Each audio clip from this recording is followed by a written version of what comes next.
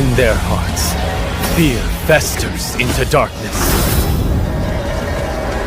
But deep within, there is hope to crush that fear.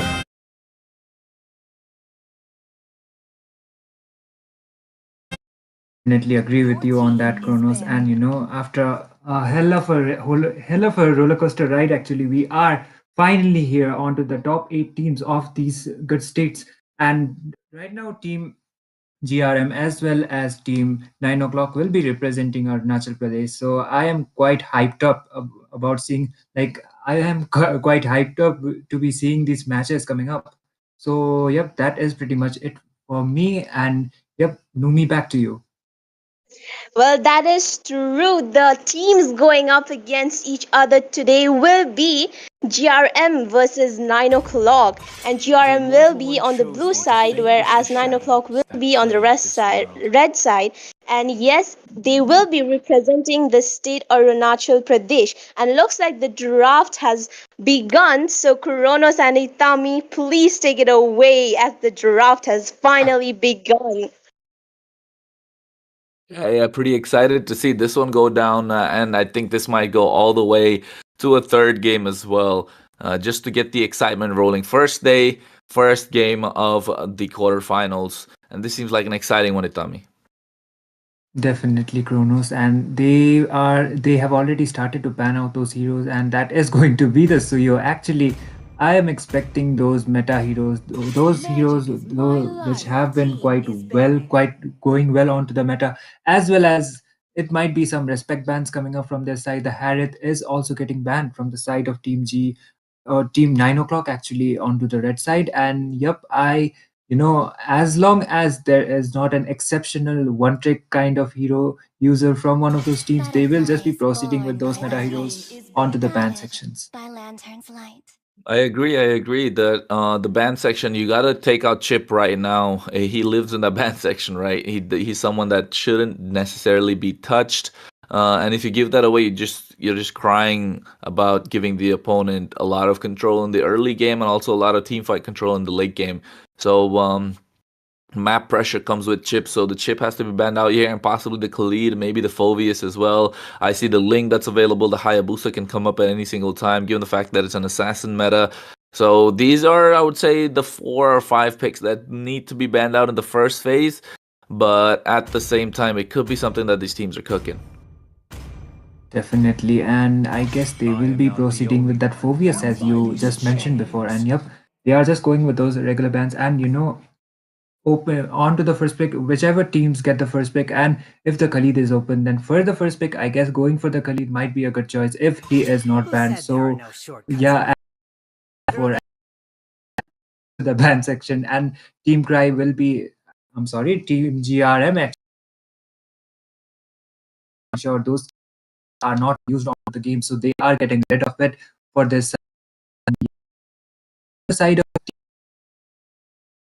with another ban. It might be the Khalid actually Yeah, going well. the Hayabusa. I don't think it was a necessary ban, but you're just not trying to give them any sort of a price. Like I said, they and GRM recognizing that, taking that off puts the side of 9 o'clock in a predicament. Yep, and quite valid bans from the side of Team GRM actually. They got rid of two possible junglers, that is the Hayabusa as well as the Alpha, and those Alpha charges and the Spear of Alpha connecting on to that Alice as well as Ruby, considering he deals that true damage and he could have been able to take it off, but Team GRM did a really good job panning out that Alpha for themselves. And for the side of Team 9 o'clock, I guess they will be trying to lock in the juggler for themselves. It might be the Julian coming up, but okay, it might be the Bane or even the Julian. But if you ask me, then yep, I was about to mention it. Even the Nolan is open, and I guess Team 9 o'clock will be proceeding the Nolan to the Nolan actually as the jungler. Yeah, the Nolan is good. You kind of need that early snowball coming in from their side. So they definitely locking down the Nolan means that they have some sort of advantage that they will not fall off completely in the early game. Looking at the side of GRM, they have no early game power spike. Yes, they have the mobility, they have the anti-dive, but they do not have the early game power spike that they're looking for. So 9 o'clock in the hands of Rock Goo, this Nolan might be the answer that they need. It could be the little bit of an edge that they were looking for, but only time will tell if that will actually start applying. And the execution comes down to the fact that it has to be done in the early game. And you need Alone in Tokyo over here to start dominating the EXP side and get that rotation in early. But here, Hyodo going in for the Faramis Oh, with that Nether Realm might be a problem. And Zen to match the rotation of the Khalid, picking up that CC, and along with the Vengeance, going to be a problem in the face of Kazum as well. So I like the draft coming in from the side of Team GRM. They're covering their bases. They're going for a full dive composition with the help of the Nether Realm in the hands of Hyodo will be a big problem. So now I think over here you gotta pick up maybe a Tigreal would be the best answer to prevent that dive. The Edith is great as well, just to get a little bit of a single pick off. Arlot's definitely not the answer. That I can tell you, Tommy. even though Arlet was, after his release, he was picked onto the EXP as well as the roam. We don't see him often coming up onto the roam, but maybe if the Arlet is picked up, then maybe that the Khalid might be going on to the roam instead. And yep, that Arlet is getting picked up. And definitely, I don't think that Arlet is going to be the roamer. It might be the Khalid, but if you ask me, I don't want to be biased, but I like Team GRM's draft more. And they have the NetherRealm coming of the Faramis. That CC will be quite poking. Alice can do initiations as well. And Ling will be able to jump off onto the backlines with his Temples of Blades and all those skill combos. And this Ruby is a really flex pick, I would say, because I was expecting a first pick Ruby to be going to the gold lane, but apparently this Ruby will be going on to the roam section. So, ladies and gentlemen, we are going on with the first match of this series, and it is between Team 9 o'clock against Team GRM. So here we go into the land of dawn. Yeah, we do indeed, especially given the fact that right now it's game number 1, top 8 of the state of Arunachal Pradesh, and I am Kronos, your caster, alongside me, Tommy as well, and also our host who was there, Numi. Shout out to you. But right now it is 9 o'clock versus GRM. I'm liking the draft of Team GRM per se, just because 9 o'clock's Arlot towards the end is kind of questionable. But Itami, I know you want to take us in and see which team gets exciting more. Is it the early phase of the game, the mid, or the late one? Yep, and if you ask me, then in terms of the early composition, Team GRM has the upper hand, considering that Faramis can do those grabs and he can engage well onto the team fights as well. So I guess Team GRN has the upper hands even onto the early as well as the mid phases of the game. Onto the mid to late, they have the Alice. If she gets her core items like the Clock of Destiny and all, then definitely she will be making an impact as well. But by far they are just going to go with the basic rotations. And this Arlot, I was expecting him to go to the EXP, but that is going to be a roam Arlot apparently. Yeah, it has to be the Rome Arlot, right? Because what you're gonna slot in the Khalid, you're not gonna get the early prio in the EXP lane if you put the Arlot, because the CC kind of has a winning matchup over there. Gets the extra bit of poke that's needed. And right now, look at that. The win condition looks like the Nolan wants to get something, but over here, Sincerely Ken gets Oh My Poppy. Not really gonna do much. But at the same time, the gold is what it's all about, right? You see the Ling rotating in the bot side, and Kazoo might be in trouble. Yep, and we might seeing an engage coming up really soon. But onto the bot side, they are trying to make another engage, but Ling is already level 4, and I hope they won't be over initiating any team fights here, because they don't like Team 9 o'clock doesn't have their backup yet. They are trying to put that poke onto their gold lane or that Moskov, but still they will just be forced to retreat. And I guess for both of the sides of the team, they will just be focusing on to the upcoming turtle. Got my heart no.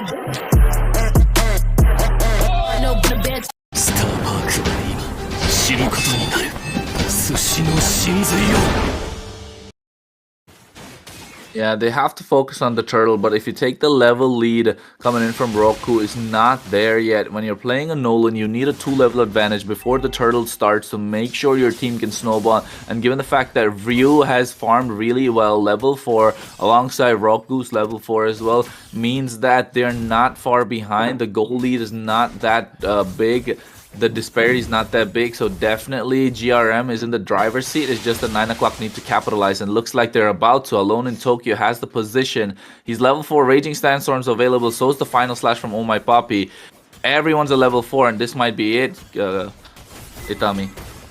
Yep, the turtle fight, both of those teams are trying to contest it, but Nolan will be able to secure that turtle. The Tempest of Blades coming up from that lane just now, and he might be taken off, but no, he will just be forced to retreat. No trades by far, the first blood is yet to be drawn, but Team 9 o'clock will be able to secure this turtle for themselves, and they kind of have the goal lead as well, but that much goal lead won't make that big of a difference, but still, Team GRM haven't got their power spikes yet, so in the upcoming team fights, we are yet to see some skirmish coming around. Alice with the over initiation, the flicker has been forced to be used out, and she will just be retreating. The Spear of Destruction was hit by that Moscow, but it connected on to nobody, and they will just be forcing to retreat for now.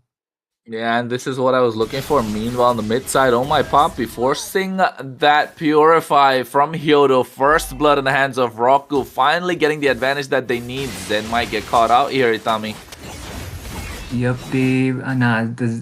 actually Zen will just be forced to retreat. He was able to retreat successfully, and I guess Team GRM are trying to make that pressure. Khalid is trying to get some vision out there, but Ryu will just be farming, and he will just be able to get his neutral objectives. That is the blue as well as the orange buff, and I guess they will just be trying to focus onto their neutral objectives, and I hope both of those teams will not initiate any team fight. Ruby might be taken down, but yeah, I'm offended connecting on to nobody. Arlott is really deep, and the Nether Realm being used by that Paramis. The Templar Blaze coming up from that lane. A really good follow-up. Aurora will be able to get that kill onto that lane, but CC with the follow-up as well, getting that kill onto that Arlott just now. The turtle will be spawning, and that is going to be a 1-for-1 trade.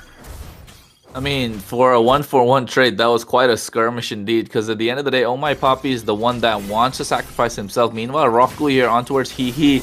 This Alice has scaled quite well, using the Blood Ode to get out of harm's way. The turtle is up. The level disparity from Roku and Ryu is not that far behind, although the gold is still less than 1k. This could be the moment that Ryu is looking for. Oh my god! 3-man I am offended just came up, but still Nolan Team 9 o'clock was able to get that turtle. The final slash coming up from that R-Lot, but no trades by far. Kronos, you just mentioned it. Even though so many skirmishes going around, both of the teams are playing it so in such a disciplined way that no kills, like no trades by far has been given up from both of the side of those teams, and the disciplined plays, we are seeing some disciplined plays coming out, but the Frigid Glacier connecting from that Aurora. CC was ganked up like that was a 3-for-1, 3 people onto 1 CC, and CC will be taken down, and they will be able to get that 301 top tower as well. Yeah, I think this would be a problem on the other side. But look at that Spear of Destruction connecting onto Hee, making sure that Kazum comes in, gets the double lane clear as well. So getting that goalie that's much needed. Oh My Poppy might be in trouble. And right now, it all comes down to how they will initiate. And they're waiting for the initiation from the side of Team 9 o'clock. Given the fact that they have the Khalid and they have the Arlott. So Oh My Poppy will be the one in the driver's seat this time around. But Sincerely Ken. Oh, final slash connecting. The I am offended also came up as well, but the Faramis was able to save off that Ruby with that. Ling will be able to secure that kill onto that Aurora. A double kill coming up from Ryu, and that is going to be a 3-for-1 trade for the side of Team GRM. A really good team fight came up from him. A really good follow-ups, but Faramis will be taken down onto the process. The Netherlands was used onto that for the team fight, and he will be immediately punished. Even though his spawn timer is not that much, he will be taken down onto this team fight. Yeah, it has to be so. And look at that. Ryu on the other side wants to get the split. He's not died yet a single time. 2-0 to level 9 compared to Roku's level 11. This is the level disparity that the Nolan's looking for. And now he's going to start snowballing. Although it's come a little bit late, it's not late enough. It is still around the early to mid game phase. Less than 7 minutes into the game. And this could be something that's going to break down Itami if Oh. my puppy wants some blood. Yep, we might see some trades coming up. Khalid is trying to make some pokes onto that link. He will just be forced to retreat, and the turtle has already been spawned. But Nolan is able to get that kill onto that Faramis just now. He was not even able to pop up that nether limb. I guess he did had that cooldown onto his ultimate, so he was not even able to use it.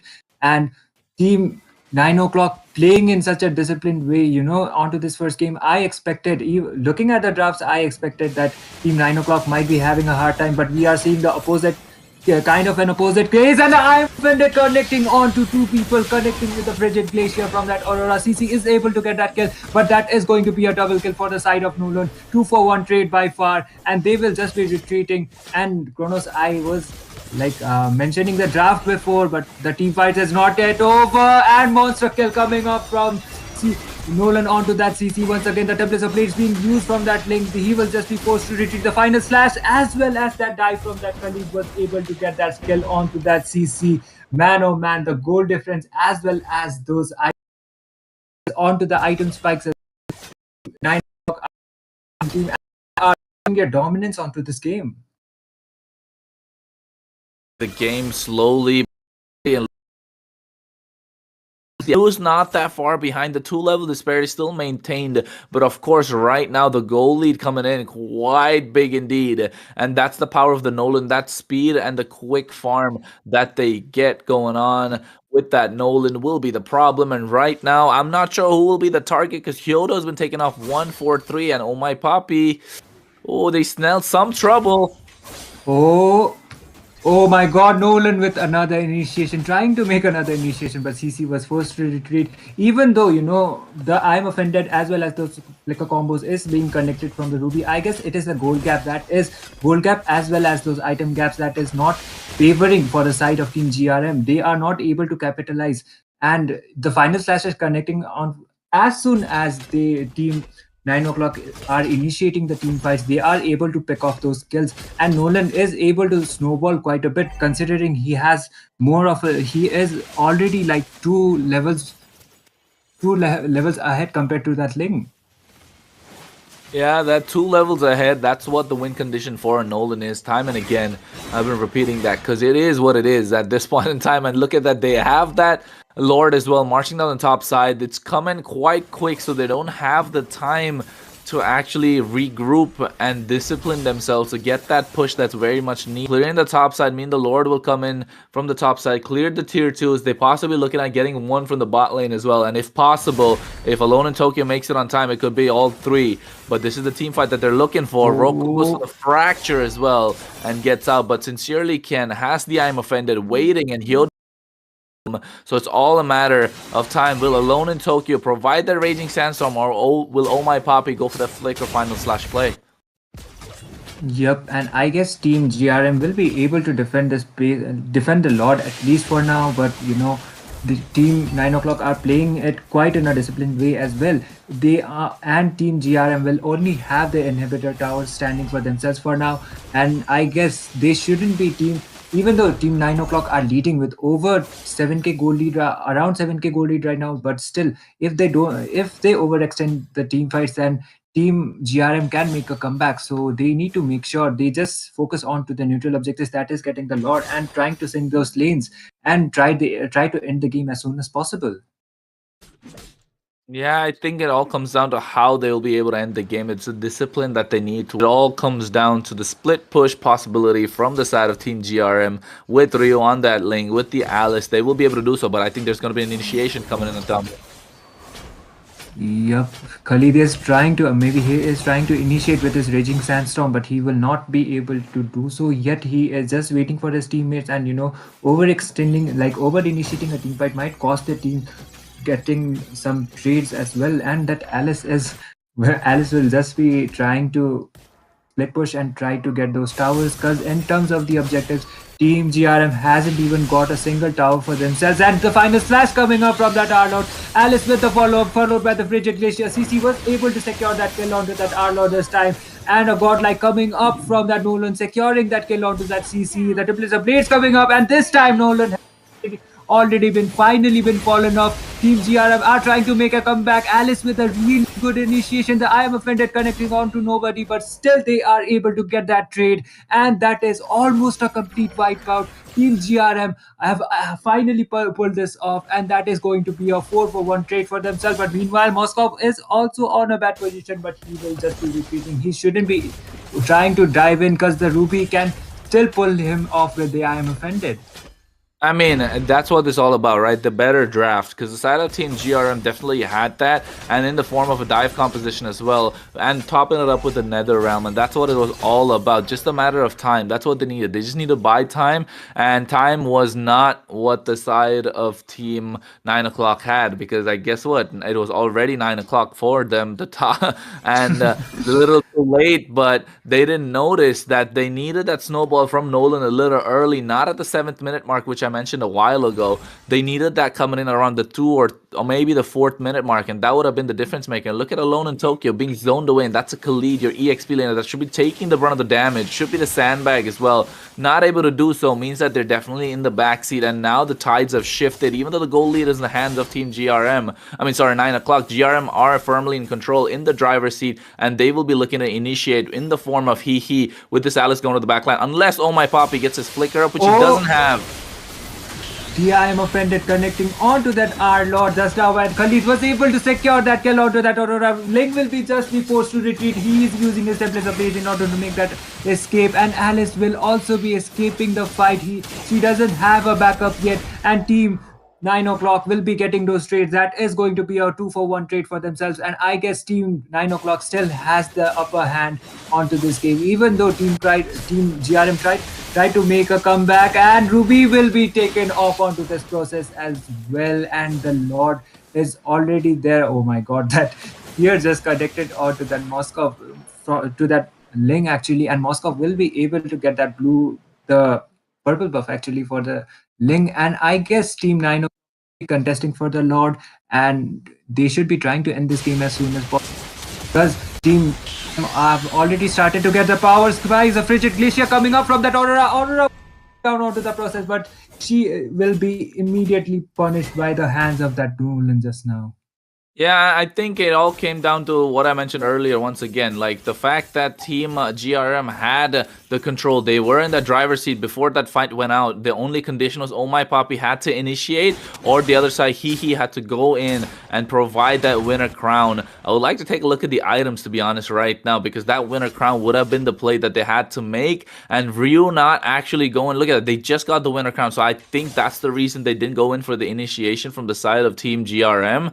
And it all comes down to the fact that they also have Ling or Ryu, who has not died a single time, has been farming pretty well up until this point. And Kazum, once again, has not died. That late game insurance policy that they saved for themselves after the 12-minute mark.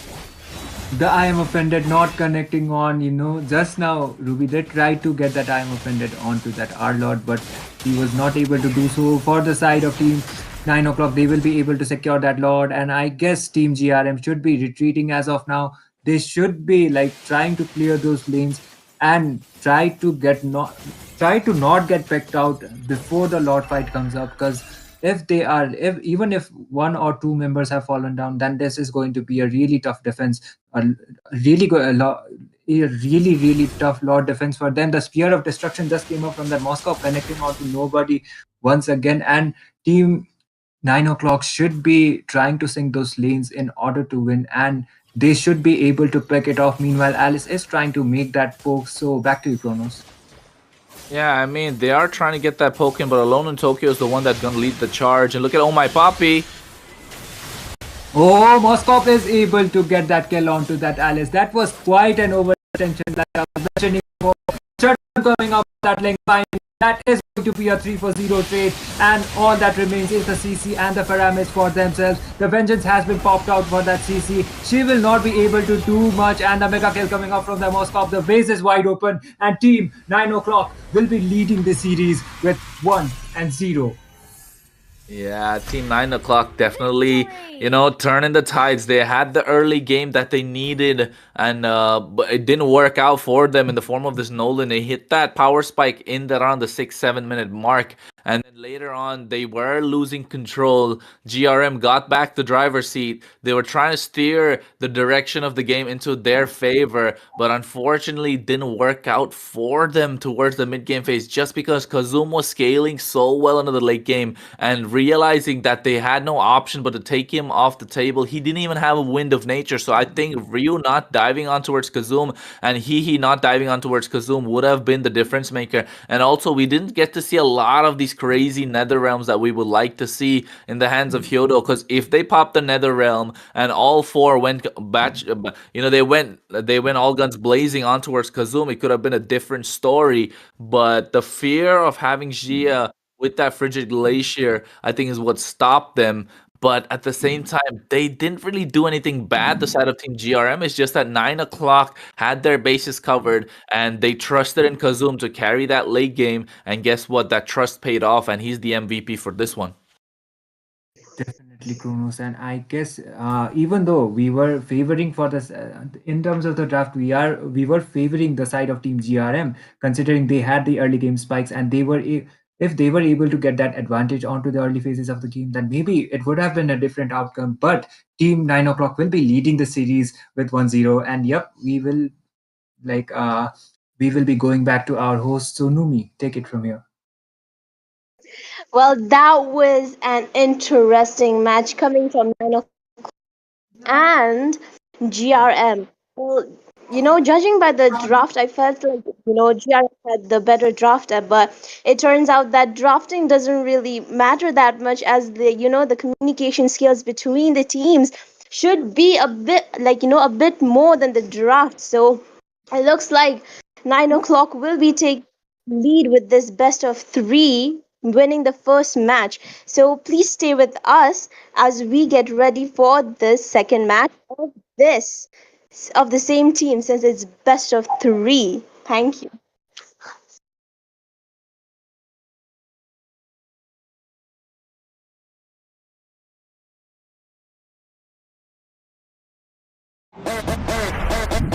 Got my heart no. आजा आजा माँ क्या बना है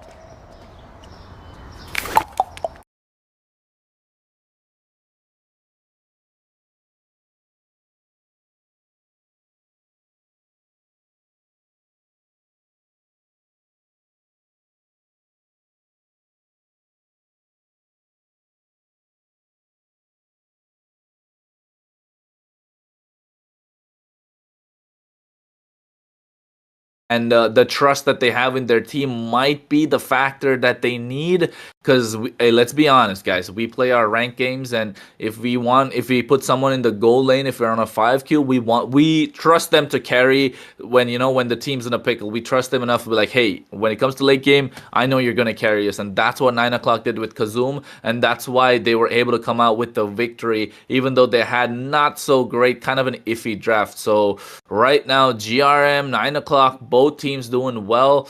It might go down to a best of three, looks like, because GRM might want to come back. But I mean, that's what we all want to see, especially those of you who are supporting the state of Arunachal Pradesh. So I think it might go to a best of three. But yeah, I've been talking for too long. Numi, what do you think?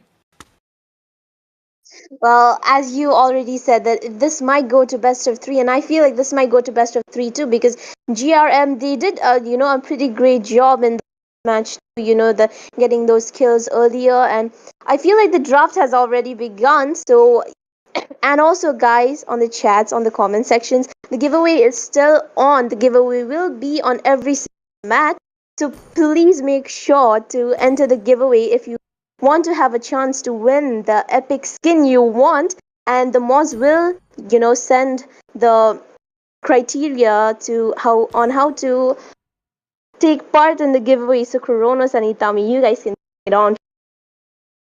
Yep, the match is yet to be started actually, but considering seeing the last match, I would say Team GRM still has the chance to be securing that victory for themselves for this match, and it might be forced out to the best of three, but still Team 9 o'clock are the teams that are leading. So Team GRM I think they are well aware of that, and it doesn't matter. Even though they lost out the first game, even though they had a good draft, but still they were not able to take that advantage they needed in order to secure that victory. But still Team GRM has the chance. But if 9 o'clock are able to pull this off once again onto this game, then I would say team that is going to be goodbye for the side of GRM, and Team 9 o'clock will be proceeding on to the semifinals. So back to you, Kronos. I mean, it all comes down to how they execute their draft, right? The draft execution is what's the most important thing. So I feel like it might be a problem indeed for the other side, given the fact that they have to learn how to take it up and contribute into the mid game transition from the early game to the mid game to the late game phase. So I think that is the big question that they kind of need to be asking. And right now, let's be honest, I feel like we've got some communication coming from the other side, and seems like Team 9 o'clock have some sort of an issue on there. And this game might be delayed, Itami. It might go on for a little longer than we expected. This best of three, of course, the Giants from Arunachal Pradesh going head to head over here in the quarterfinals for the Mobile Legends 5v5 tournament of the Northeast Cup, which is powered by Battle Knights Esports. And let's not forget, on the desk we have Itami. Alongside me, I am Kronos, for those of you who don't know. And the host was Numi. She just kind of dipped, just left us hanging a little bit. And Itami, I think it just came to the fact that 9 o'clock might be able to come back. Might be able to take this in the 2-0 fashion, or will GRM, come back to make that reverse sweep possible? Because that's the big question we're asking, right? That's what we want to know. And I myself, I'm not sure if it's possible for GRM because of how they weren't able to execute their draft. But I think that might be a wake up call for them, right? That they might have been sleepy just like I am, just woke up a little bit after that loss and be like, hey, let's buckle up, let's get ready to go. But Kazoo might have something to say on the other side.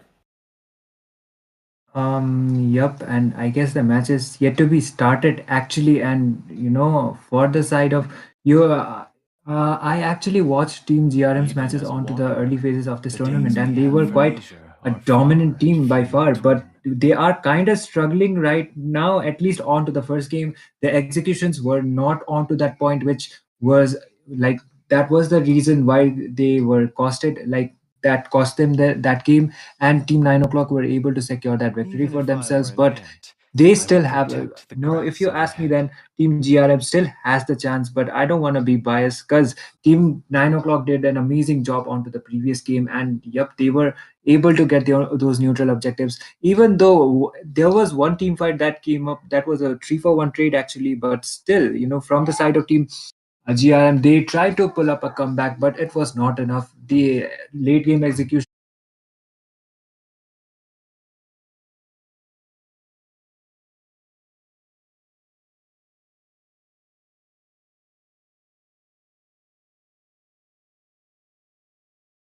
Northeast Cup again, and we are really sorry for that little delay on the match. And yes, Excited, and right now, Itami, we're going straight into the draft indeed. And looking at how it's turning about, it might be something that we're looking forward to. Kazum in the previous one, carrying the team all the way to the victory, might have been the difference maker. But again, it comes down to the draft, doesn't it, Itami? Yep, and we have already started the ban sections actually, and the Phobius is getting the first ban. They are just prioritizing those heroes. Even like first game, the Phobius was banned out, and maybe from the side of Team GRM, we might be seeing ban coming up as well, considering how much of an annoying, like how much of that damage as well as those split push and those objectives was able to be secured thanks to that Moskov. But I don't think onto the such an early phase of the draft they will be banning that Moskov, but instead they will be going out with the Khalid. On to the previous game, they like Team GRM gave out the Khalid to Team Team 9 o'clock, and they were able to captivate quite well with the Khalid. So they have decided to ban the Khalid out for themselves this time. Yeah, the Khalid is a problem indeed. It's a first pick material, to be honest. Let's not forget, this is a stat, Itami. I know, Numi, you're hearing somewhere in the background, but you gotta know that Khalid was picked up and banned out at 100% of the time in the tournament thus far. I know we've had so many games. Imagine this hero was not let go, either being banned out or either being picked up. And this guy has been dominating the meta through the EXP side. Some people play him their own position, but not the greatest way to do so. But at the same time, look at the Ruby being banned out. Means that the side of Team GRM want to dive once again. Yep, and they are just proceeding with the bans. And one thing I just noticed is Team GRM have decided to ban out the Ruby as well. They got the Ruby for actually onto the first phase of the game. They use that Ruby actually onto the roam position, but it didn't work out quite well for them. I was expecting that Ruby first pick the gold lane, but that was not the case. They decided to go on with the Alice instead, and yep, it didn't work out well for them at least. So they have decided to not give out the Ruby and even not pick out the Ruby. So they will be banning out that hero this time, and the Hylos, even the Hylos is getting banned again. And the glorious pathways as well as those initiations coming up for him quite be might troubling. Even though Ilos got some adjustments onto this patch, he got quite nerfed, but still, even onto the exp lane, onto the room as well, he is quite dominating. So banning out the high loss, it is quite viable.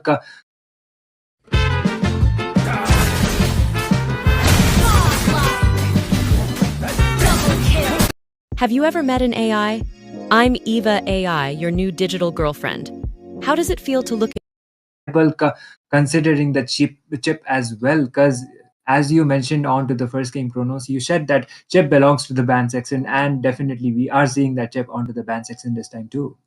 I mean, of course he belongs in the banned section. That's such an overpowered hero. Imagine having the ability to teleport your entire team from one side of the map to the other and making a 1v1 into a 1v5, and then actually helping them go back as well into the into their lanes to make sure they get that push going. So of course that hero is banned out. Vista got to do something about. I mean, the game developers got to do something about this hero, to be honest. But right now they they got the Suyu on the other side, which is being first pick. I think this is probably one of the first ever Suyu games I'll be casting, so it'll be exciting for me to watch what this hero can bring in store. I am seeing Suyo quite often actually onto this tournament too, as well as onto the rank games, and he can also be played onto the EXP lane, but definitely he has more of an advantage as a jungler. And going on to the Suyo as the first pick is definitely quite valid, I would say, for the side of Team 9 o'clock. That is quite a good decision. But okay, the Nathan, onto the first game, they decided to respect ban it, and Team GRM will be getting their hands onto that Nathan this time, followed by that Aurora. Yeah, I like the Aurora coming out this time. Aurora is someone that has to be on the red side, right? You want to prevent the dive, and Suyu, and this time around, he is a very versatile hero. People are still kind of I would say feeling him out, but let's be honest, that guy's kind of broken as well. Roku might be able to scale pretty well, and the win condition for Suyu is quite easy. You have to scale in the early game. You need to get that damage going. You need to get that snowball going pretty hard, unless they have something that can cover up for them in the mid game, like the Arlot. That's what I was gonna say. So they got their bases covered for the mid game. The final slash is gonna do a lot of trouble, but Chia picking up this Vexana means that they have that mid lane control that they definitely need. So the early game is covered, the rotations are covered, you got that turtle fight positioning, that turtle power spike that you need in the form of this Arlot in the EXP lane. Yes, they can flex into their own position, but I feel like he's gonna be slotted in the EXP lane. But this Kufra might just throw a wrench in their works. Maybe or maybe not. It actually depends on how the pilot is going to be flying the plane, but still Kufra is quite a really good pick. But picking the Kufra in such an early phase of the draft might not be what you would be expecting for. They might be going on to the Tigreal instead, considering there is no Valentina coming up. But okay, that is going to be the Beleric. Oh my god. That is actually going to be a Belleric, and team Team 9 o'clock haven't picked their gold laner yet, and they have decided to ban out that Moscow as well, as I mentioned before. Because onto the previous game, you know what happened. Like, we do know what happened onto the previous game, that Moscow was able to be such a nuisance for the side of Team 9 o'clock. They were able to captivate and secure that victory. So this time they have decided to ban it, and maybe Team GRM decided to pick out the Belleric this time in order to deny any attack speed marksman coming up from the side of Team 9 o'clock. Yeah, and I think this. I'm not sure. I'm not sure what they're cooking. Definitely Team GRM with this Belleric, and trust me, I'm a fan of the Belleric because I like to play Belleric in the jungle quite a lot. Yeah, I'm a little bit of a troll. Don't troll me in the chat, but I like the Belleric. It does wonders. But right now, I'm actually assuming. I'm trying to think what this Belleric will do over here. Yes, you have the Wrath of the Dryads to kind of get that taunt going. You get Alone in Tokyo in the other side. You kind of disrupt their flow. But Shia is going to be sitting so far back, and dropping that Eternal Guardian right on towards them would be a big, big ultimate that actually creates that knockup, provides the damage, and could be the problem that still needs to be answered. The Hayabusa is still open. The Ling is still open. So I think they don't really care. They trust in Shia. So I feel like they're trying to put Kazum maybe into an early game kind of ish marksman, because you want to get that you want to get that lane clear. You want to get the lane priority against this Nathan. So I feel like the Roger is still open to go for the dive, but this Belleric does throw a problem there once again. So the Edict being taken off for the EXP side to make sure Alone in Tokyo has a better game, Itami. So right now, Team GRM, I'm not sure. Probably go for what? An EXP laner in the form of a Fulvius is banned out. Terizla? I'm not a fan. Terizla, before the adjustments, definitely you can go for the Terizla. You can prioritize the Terizla onto the early phases of the draft, but right now he is kind of nerfed and he is not that dominant as ever, but still he is quite a decent pick, I would say. But for this Nathan, maybe for the side of Team 9 o'clock, they might be going on to the Lolita as well, because the Lolita is also open gen and she can literally deflect all of the basic attack damage coming up from the Nathan. So she can be quite a counter. But we saw this Arlord going on to the room previously. No way. No, no way. That is good. The alpha, and going against the Belleric, going an attack speed marksman is definitely not a good idea. That Bruno is going to have some hard time if he is not able to captivate, and his teammates are not able to give him the support that he actually deserves to. But we are yet to see some actions coming up from both of the side of those teams. And if this Gadot Kacha is getting picked, then it would be quite worth to watch where he is gonna go, because he can be played as a roamer too, as well as the XP lane. But these days, I see him onto the roam position more, considering he has the revitalize as well. So, yep, that would be pretty much it, I would say. Yeah, I mean, I like the Gatoka, and it kind of does wonders for their own team. You have the AOG that provides a big CC, covers so much area as well. But like I said earlier, Itami, you got that early game damage that they need in the gold lane. I was talking about Roger and the Belleric was a problem, but this Bruno with the volley shot does a lot, and the sliding tackle to provide a little bit of CC. But oh my goodness, they threw us for a doozy. This Belleric is gonna be in the EXP lane, and they got the Matilda in their own position along with the Alpha. So the snowball coming in from the side of Team GRM is gonna be crazy indeed. And right now, the side of Team 9 o'clock will find answers, and the answer really lies in Kazum. He has to get that early power spike. He needs to bully He out of the lane, and Roku should come and provide that Blade Search, that Soul Sever, and Evil Queller to actually finish them off as well. I like both the teams' draft. It's all about executing their win conditions. Itami, what do you think about this one though? I mean, I I was expecting this Belleric to go to the Rome, actually, like all of those expected. But even he has the wave clear as well, considering his S1. So he can be he has the potential to be a good AXP laner. But we are yet to see some actions coming up from both of the sides of those teams. So by far, looking at the draft, I like both of those drafts, and they are considering the meta, I would say. And this, I guess, most probably this Gatot Kacha is going to the room, considering he has the revitalize as well. But previously we saw the Arlot onto the room, so I guess all we gotta do is wait for what they are going to be deciding. But this is going to be game match number one, game number two between Team 9 o'clock and Team GRM. Currently, Team 9 o'clock are leading the series with 1-0, and if Team 9 o'clock are able to secure this victory, then they will be winning the series, and Team GRM will be saying their goodbyes. But still, it is not yet over for the side of Team GRM. If they are able to secure this victory for themselves, then this will be forced out to the game number three. So here we go on to the land of dawn. Yeah, I mean, indeed we are, Itami, because right now, ladies and gentlemen, this is the first game of the day. Of course, match number two, indeed. We have 9 o'clock on the blue side and GRM on the red. They on 9 o'clock already picked up a victory in the previous game, so now it's a best of three that they have a match point towards. Will they actually be able to take it 2-0, or will Team GRM make that comeback that we're looking for? And of course, these two teams are representing the state of Arunachal Pradesh, and those who are in the chat, I know you want to see your teams come out, but definitely you want to see the best team get out of the state, because right now, look at that, they're going for the priority in that Lethal Wanderer as well. The taunt coming in with Kyoto, oh my goodness, taken so low so quickly, and that's the power of the Vexana. Shia providing the damage control and the mid lane control we were talking about in the draft earlier, Itami. And look at Kazum right now, did not get that gold crab as well, so definitely, oh my Papi, alone in Tokyo, and Shia actually getting a Lethal Wanderer while the mid lane control is there as well. So 9 o'clock definitely in the driver's seat for this one, while Team GRM need to start finding answers.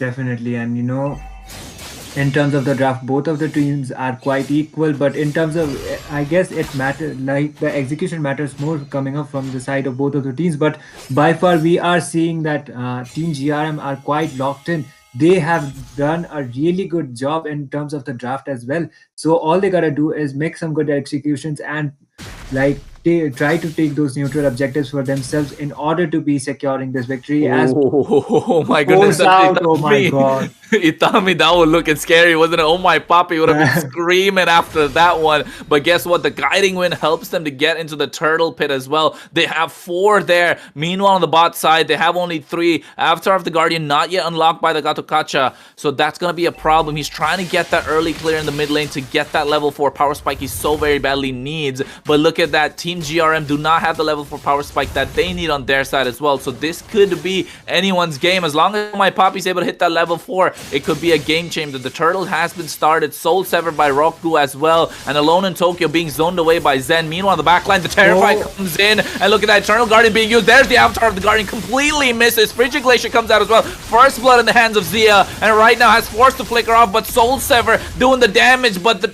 alone in Tokyo is the one leading the charge. Oh my Papi gets the kill. That is 2 kills for the trade of none, while they also get the turtle. And meanwhile, a lot of flickers being spent, but Kazum still has firm control in the goal lane as well. So everything going right for the favor of Team 9 o'clock, Itami. And seems like Team GRM once again behind the wheel.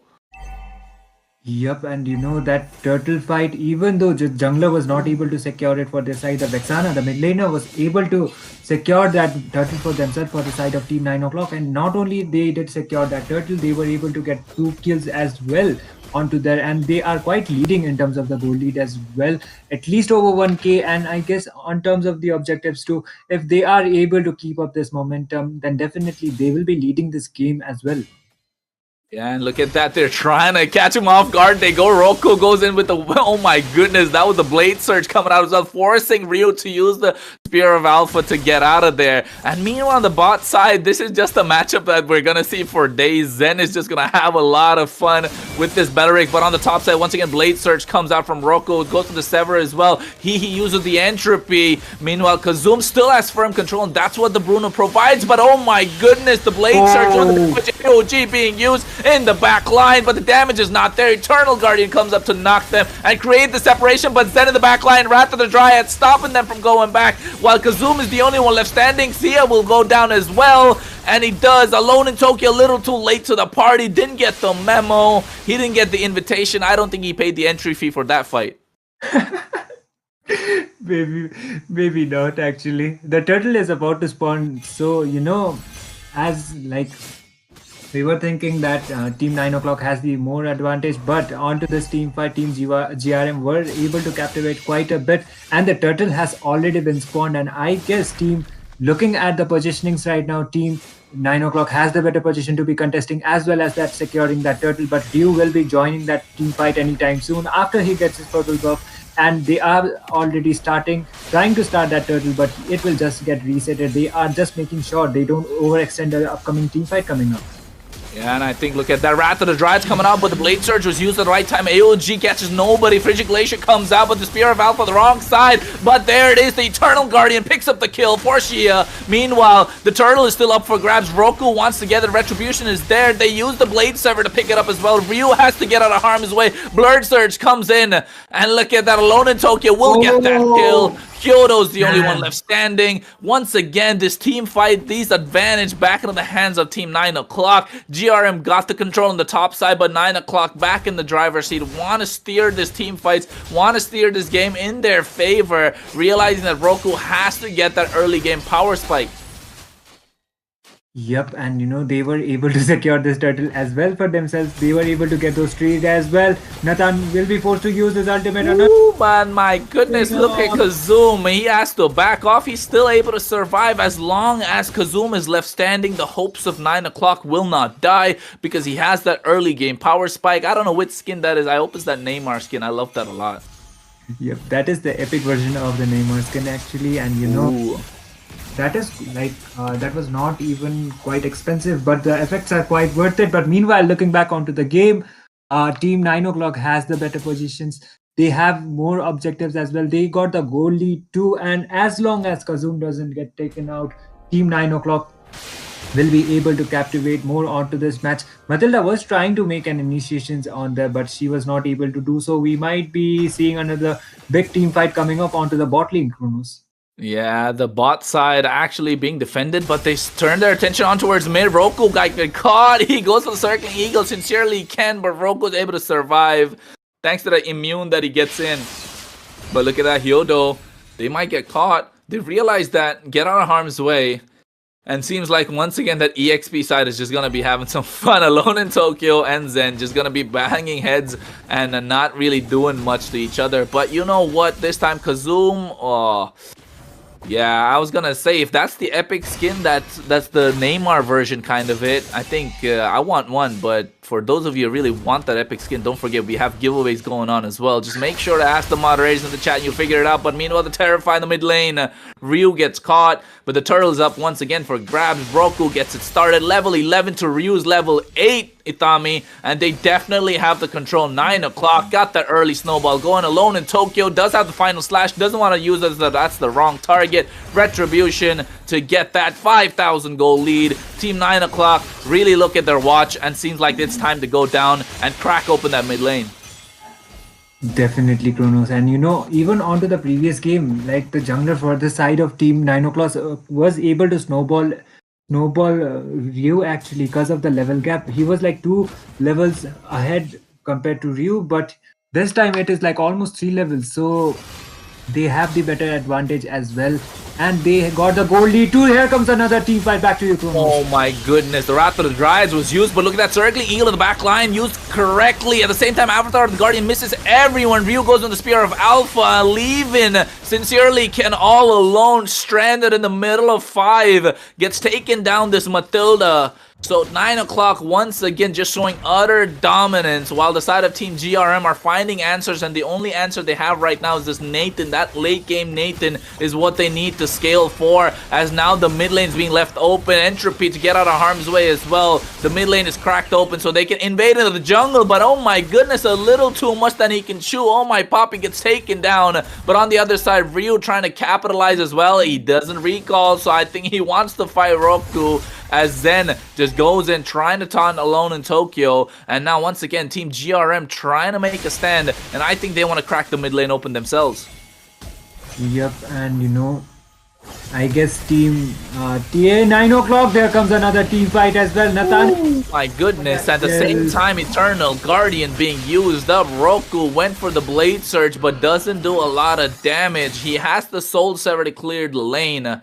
But at this time around, they're trying to find. I think Itami. It all comes down to this late game, Nathan, for the side of Team GRM, doesn't it? He has to scale. He has to provide the damage. But Sia has been playing out of his absolute mind, getting those Terrifies and the control in these team fights. The Eternal Guardian knockup has been absolutely impeccable. Yep, definitely. And for the side of Team GRM, that Nathan is not picked off even a single time onto this game. So if he is able to get his power spikes as well as those core items, then definitely he will be able to deal some decent, not even decent, some ridiculous amount of damage for the side of Team GRM. Speaking of damage, they want to go on towards Kazoom. He has the volley shot. He spiked up to 10 stacks as well. Oh my poppy, has the avatar of the Guardian. The Lord is about 3/4 of the HP down. Zen being terrified. He's the one who has to go to the back line, provide the Wrath of the Dryads. The Lord has been reset. Alone on Tokyo is here leading the charge. He has the flicker as well. He goes for it, but doesn't get the right target. And right now, there's the Terrify. Wrath of the Dryads in the back line. They get Alone in Tokyo. Oh my poppy, the next one to fall, but the Wave of the World providing the damage. He goes straight on towards them, but Zen gets taken down. But at the same time, you get the Lord in the hands of Roku. Ryu is still left standing. It's 4 for 2 right now, and they're all left. So they want to fight a little bit more. They're extending this team fight. Shia gets taken down. He leading the charge with the entropy. Kyoto covering the backside. Roku has nowhere to go, but he did get the Lord. But look at Kazum. He didn't want none of those team fights. He wanted to take advantage of the lanes and actually just dipped out of the party to make sure he gets onto another one. He is just making sure he is gonna get those towers. They will be able to do so actually. But Team GRM did pull up quite a team fight in there. They were able to get some trades for themselves. We did see this onto the previous game as well. Onto the mid phases of the game, Team GRM were able to captivate, but unfortunately they were not able to secure that victory for themselves. But this time that might not be the case, considering they haven't got much picked off considering the first game. But still, we are yet to see some more actions coming up from the side of Team GRN. And I think they all gotta need is a good initiations coming up from the side in order to make it work. Oh my god, look at that initiation. They go in with a blood surge as well, and look at that, the damage is being done. Frigid Glacier to get them back. Ryu went for the Spear of Alpha, but Alone in Tokyo falls down, but the AOG from Oh My Poppy making them scream right now. Maybe in Spanish even, but at the same time, look at the damage that's being done. He went in with the entropy, but they all backed off, realizing Alone in Tokyo is not there to provide the disruption that they need and go back to controlling the map. This is brilliant macro play coming in from the side of 9 o'clock, and this is what we want to see in a quarterfinals, ladies and gentlemen. We are in the quarterfinals indeed for the state of Arunachal Pradesh. This is only match number 1. Game number 2 it is, but seems like 9 o'clock might actually be able to take the game because the goal lead is 3,000 in their favor. And Itami, oh my goodness, they have woken me up. Yep, and I guess Team 9 o'clock, even though they have the goal lead advantage, but in terms of the team fight, Team GRM are quite pulling this off. They are able to make those executions. They are not making those mistakes actually. They did onto the previous game. Initiation might come up really soon, and I guess all they gotta do is try to not overextend any team fight. Gatot Kacha was trying to make some pokes onto that Nathan, but they will just be retreating. I guess. Itami, you know what I want to see? I want to see that circling eagle from Sincerely Can go all the way to the back line, and Zen is just flying in the air and gets that 5-man Wrath of the Dryads. That's the only way I see Hyodo doing a lot of damage, and he actually dishing out that damage through the entropy. That could be the difference maker, but it'll be quite funny to see a tree like Belleric just flying around and just providing the Wrath of the Dryads in the back line. Yep, and the Lord is actually about to spawn, and I guess the outcome of this game might depend onto this upcoming Lord Dance Chronos, because whichever team is able to get it, they will have quite the advantage onto this game as well onto this series. So Team GRM have already started to contest for the Lord. I guess they will be trying to bait it in order for that Gatot Kacha. His avatar of the Guardian, and here might be another team fight. So back to you, Chronos. Yeah, I think it's the tango that's all about, right? Both the junglers realizing it, but meanwhile, in the mid lane, they shut down Oh No. my goodness, he got caught off guard completely, and Shia's the one to get that kill. So now definitely 9 o'clock have the control. The tango is shifted into their favor. Team GRM will have to back off thanks to the mispositioning coming in from their own teammate. He was playing such a brilliant game, 3-1-5, and oh my goodness, he made one mistake at the wrong time. The Luminous Lord was up for grabs, and brilliantly played by Shia, who's definitely, according to me, the MVP for this one. And right now, they might be able to end the game. Will they be actually able to do so? Only time will tell. Luminous Lord marching down the bot side, Itami. But at the same time, Alone in Tokyo has to flicker along with the final slash, and I think they want to engage. But what do you think is going to happen? Is this going to be the end or not? I most probably think they will be able to defend it. Yeah, but look at the same. Oh, but the Terrify, absolutely insane coming in. Actually catching Roku as well, Ryu rather, after the Spear of Alpha, connecting that Terrify. But meanwhile, Zen gets the taunt on towards Alone in Tokyo. He's just waiting, right? This Arlot's just absolutely waiting to get that brilliant final slash, possibly pick off 5. Just doesn't want to catch Zen. Ryu does have the Spear of Alpha, doesn't want to connect that. Meanwhile, the top side, 9 o'clock really want to fight. You can sniff it coming. But I think Shia... Oh my goodness, look at Shia's positioning. He is so aggressive, and the AOG catches 2. Oh my goodness, the damage is done. They take down 2. Frigid Glacier catches 3. Entropy not doing a lot of damage because Kazum came out with the Wave of the World as well. And Jesus Christ, the side of 9 o'clock just dominating, and she is the one to actually cast them off guard with that Terrify, checking that brush, and instantly getting the Avatar of the Guardian from Oh My Poppy. It was a brilliant chain CC play, as Kazum was just completely zoning He out the battle. And Gia taking down the 2 frontliners in the form of Zen and Ryu means that the backline don't have a lot to do. They just have to dish out the damage, but are not protected. The Frigid Glacier is not available, but they get the damage done. Yoda will be the one to fall. They get a 3-man Frigid Glacier, but not enough as the base crystal is cracked open from the top and the mid side. But the Wrath of the Dryad's doing a lot of damage, and he gets a double. They want to go for the re-engage. The Circling Eagle is not available yet. The Guiding Wind is present. He's out for blood. He does not have the entropy. Oh wait, he does. He might actually go for a little bit more. He wants it so bad, but he has to back off because the side of 9 o'clock are running for their lives. They want to catch that train out of here. Damn, man, oh man, we did thought it would be pretty much over as soon as Ryu, as well as one of those members of Team GRM fallen off. But you know, a comeback coming up from the side of Team GRM. I guess they are on a better position to be contesting this Lord as well. That Gatotkacha is trying to get some visions onto the next coming Lord, but I guess Team GRM will be contesting their Lord for themselves, and I think Suyo will be able to contest it too, but it depends on the executions of one of those teams coming up, Kronos. Yeah, and I think right now the Lord already taken down the quarter bit of HP, but look at that, the Spear of Alpha goes in retribution to the but he gets a 2-man after the Guardian, but oh my goodness, that final slash make the play, but he dishing out the damage, and look at that, Team 9 o'clock are in the back foot, double kill in the hands of Ihi, and they get another one, so 3 taken down, but Kazum wants to go, he flickers so aggressively, but that might be the mistake of a lifetime, because Entropy comes in, and he's able to pick up that kill, Ryu secures it. And oh my goodness, she is still alive! Oh Jesus, they get the damage going! And Ryu's the only one left standing. Shia might actually able to get the double as well. The Lord going down the mid lane. It's a luminous one. While the top lane is being cracked open as well. But the entropy comes out. Jesus, he's out for blood. He flickers forward. This Nathan really wants to make a statement, but the base is on the hunt. The Lord is still there. Retribution being used. They should be able to save the game. And oh my goodness, I want to say his name out loud.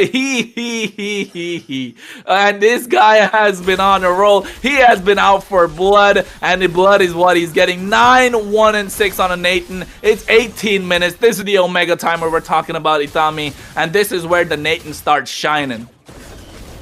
Damn, you know, like, as soon as we thought that game is over, but no, that Nathan pulling off an absolute comeback. Even though Team 9 o'clock were able to secure that lot for themselves, they were able to deal that damage that Ratan is not gonna stop anytime soon. Oh my goodness, Blood Surge comes in as well.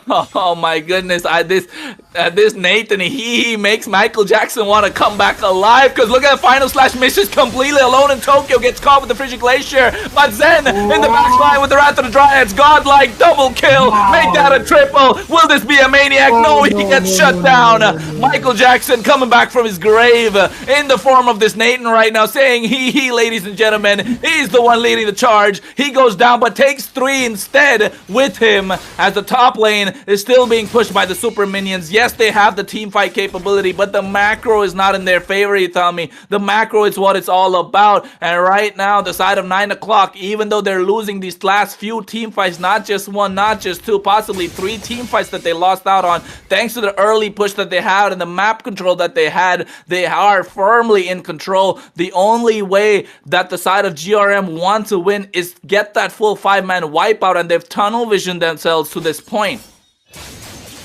Yep, and this he was able to captivate so much for his team actually, and he was, even though he was taken off after that triple kill, but still the damage has been quite done. He already has over 12 kills for himself, so it would be valid to say that he is the hyper carry, actually the carry of his team. So yeah, as long as he doesn't get out onto the fights, but the mid lane. The mid lane, and absolutely perfectly said it, Tommy. I never thought you'd be able to use that term correctly, because he is definitely the hyper carry right now. Funneled everything, a double buff on towards him. He has the blood wings. The only thing that he's missing is the immortality, and if he does so, he will be the target. He is the sole target for the side of 9 o'clock. They want to tell him, hey, time's up. You got to go back to the dead. Go back to your grave, because right now Michael Jackson ain't coming back alive. Nathan, you're the one that we want, and everybody sees him. He is the prime target. He has a big X on his back. That red mark is what they want to see on him. And he also has a red HP bar for them to see. So definitely the Lord is the one that needs to be contested for. But he should be watching his back, because he better have 4 eyes or 2 eyes on the back of his head. Because oh my poppy, will be looking to jump at him with the avatar of the Guardian. But look at that. They're positioning. They want to catch Kazum. Kazum realizes it has to go down to the bot side. So now they can go and prioritize the Lord. This could be it, Tommy. Are they going to go for the team fight? They go in, circling Eagle on towards Oh My Poppy, but the knockup is on towards Alone in Tokyo. Just waiting and prying for the right opportunity, as the slow push down bot and top lane might be the end of the side of Team GRM. They want to get the Lord started. Zen goes in. He has the Wrath of the Dryads. Not popping it yet. Roku is there with the Blood Surge. He does have the damage. Goes in, and look at Oh My Poppy gets a taunt on towards 2. Entropy comes out. The damage is there. Avatar of the Guardian catches 2. Frigid Glacier comes out, but he goes down. That's the first one that needs to get the kill. But Ryu actually picked up the Lord, and they are trying to disengage, but they're not able to do so. Kazum, oh my goodness, gets 1, gets 2. He wants to get a little bit more. Zen and Sincerely Ken are the only one left standing, but thank goodness they got the Lord. But Kazum might be looking to end. The top minions are there. The Lord has come out. This is a 21-minute Lord, but will they be able to end Sincerely Ken? Zen has no damage. They can only sacrifice themselves. The death timers are too long. And look at Zen. He goes down. The Lord will be going down next. Sincerely Ken can only buy time. The mid lane is coming through. They're crashing down the mid side. And looks like 9 o'clock will advance from the quarterfinals into the semifinals.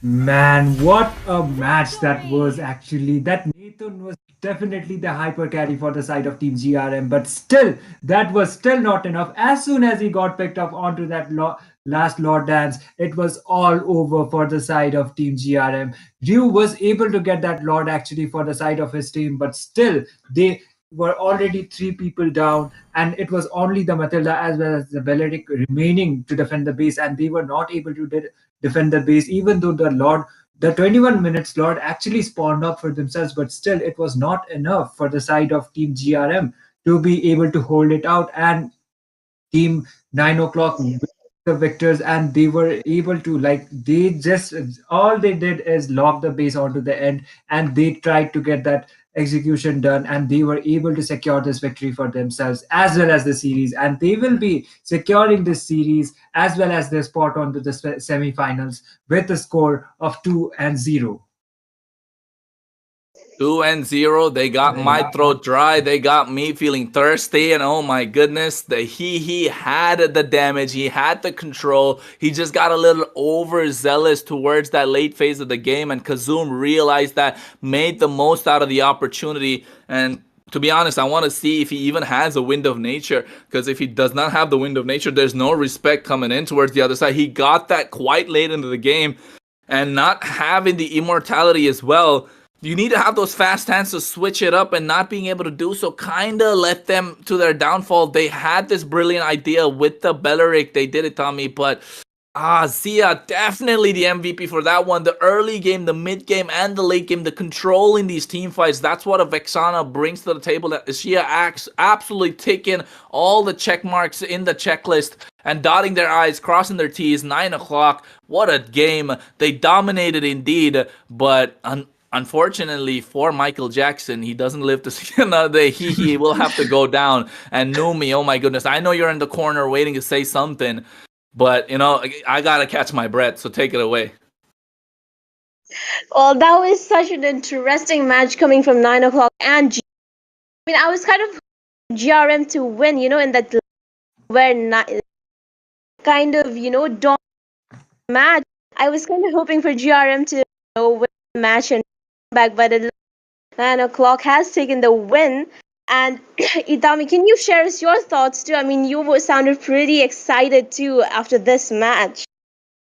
I was expecting GRM to at least take this game so that we could see the game number 3 coming up for this series, but no, Team 9 o'clock absolutely denied it. And even though, I guess Team GRM had the good draft, but that EXP Belleric didn't quite work out for them. I was expecting that Belleric actually going to the room, but I think they actually picked it in order to get, they wanted to make sure Team 9 o'clock doesn't rely onto an attack speed marksman coming up from the side. I thought that Belleric will be going off with the room with the vengeance as well as the blade armor combined, but that was not the case. We saw an EXP Belleric coming up, and he was not able to do that much of an impact that he was expected to do actually for the side of Team GRM. So I guess that was one of those pick-offs that would actually ended up costing the game. But still, he was able to carry him for so long, and he was able to make up those really good plays for his team. But unfortunately, that was so unfortunate for the side of Team GRM that they were not able to secure this victory. Well, that is true. Sadly, GRM was not able to secure that victory. And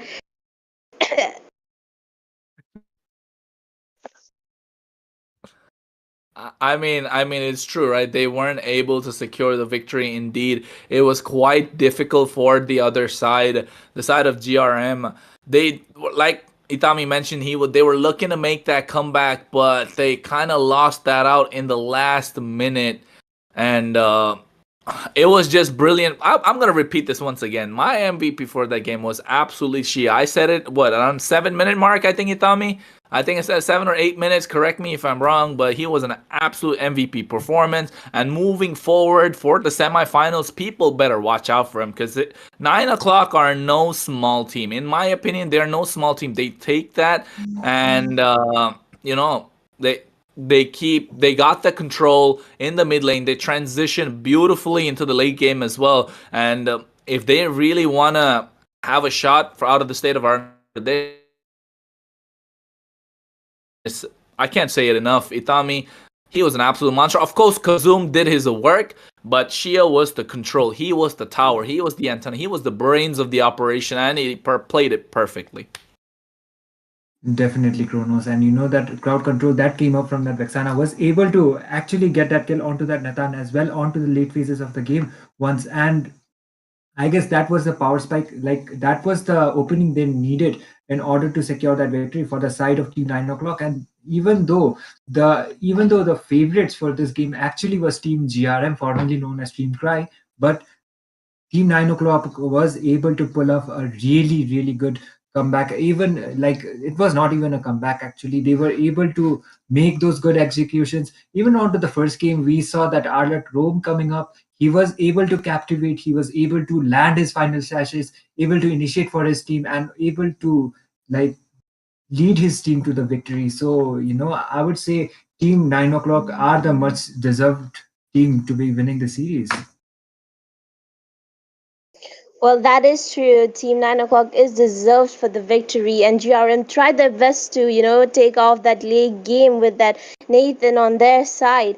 And well, with this, 9 o'clock takes the victory towards the semifinals, while GRM says their goodbyes to the Northeast Cup. And with that, ladies and gentlemen, we have come to the end of game one, but there is still more games coming up. So please stay with us while you enjoy Lit Gaming and CJ's giveaway ad. So please stay with us till then.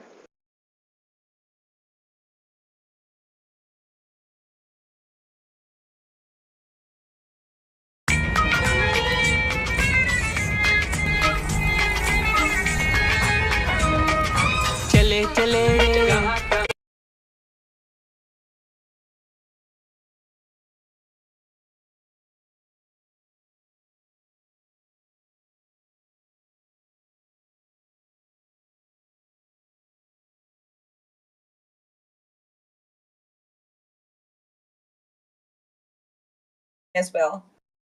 I mean, definitely agree on you on that, Jenny, because some of the matches have been quite one-sided, and I'm waiting to see some juicy matches, like a lot of engages going back and forth. I mean, that is what really makes games exciting after all. So I have high hopes for these teams that I've not seen them before, so I'm excited what form of compositions they would be going in for. Don't you think so, Nomi? Well, I do think so. These are some of the new teams, and we are looking forward to having, even best teams and one of the top teams in India. And, the bans are pretty, those draftings are pretty, predictable now. So, Ray, like, do you have any idea on what the bans are going to be on this match? As there are many meta heroes. Mm-hmm. I mean, about the band section, well, it is going to be mostly the same because I think most of the teams are, quite unfamiliar of each other. So they will be banning out most of the meta heroes as well. Like, let's say the Ruby, the Khalid, or probably maybe a High Loss or something along the lines, because perhaps people mostly like to avoid the tanky composition. So I think that is what we'll probably see. Don't you think so, Jenny? Yeah, talking about power picks, we already got the Ruby out of the scene, and so is Khalid, but then Phoebus is open. And given the fact that, oh, actually, Chip is open too, we're gonna let him through. Now, the thing to wonder over here is, are they gonna prioritize a Chip or the Phobias? I think going for the chip would be the best decision because so far I think all of the games that I've watched, chip probably has like a close to a 90% of win rate in the tournament, but instead they go in for another teleporting hero. What do you think of that, Jenny? They don't want to grab anything. They just want to grab the heroes that they're good with. They're the comfy Mhm. picks. That's what I can understand with this pick. I mean, Luoli, yes, really good as a mage. A lot of AoE, CC, everything. But as a first pick, especially when there are a lot of power picks still on the table, that's Mhm. very suspicious. So basically, yeah, this just implies that they just want to go for their comfortable picks instead of the metas. And right this instant, executive esports, they're gonna go for the phobias, also lock onto the Zushin to annoy the frontliners. I mean, like just like I mentioned, they are going in for the comfort picks because I was thinking maybe they have a 100 IQ move right there because Luo Wei can kind of go on a pace the same as Chip, especially after the nerf that he received. So Mhm. she can teleport to the location where Chip is as well. Not to mention the Yin Yang really helps her. If in case there are five people teleporting, she can CC all of them. So I thought maybe it was the case, but I think you are the right one because they're instead going in for a comfort pick, but they will be giving out two of the really annoying heroes in the meta right now. It is one of the sandbags, it is the Phobius and Tushin, just like you said. And they also pick up the Cho, and I think you're true, your words might be set in stone because they're really, really going in for all of the comfort heroes over like all the options that are still open. Yeah, like you said, 100% IQ. Yeah, in that case as well, if this is really a strategy, there was time. Mhm. Early in this game, there was no point of going for the Luowi. I think so. And yeah, just when you mentioned Chip, I mean, if they had both Chip and Luowi in their team, that would be hell lot of mobility. Like the whole team, you can expect when they're coming from where, right? But never mind, they're still not providing the Chip so far.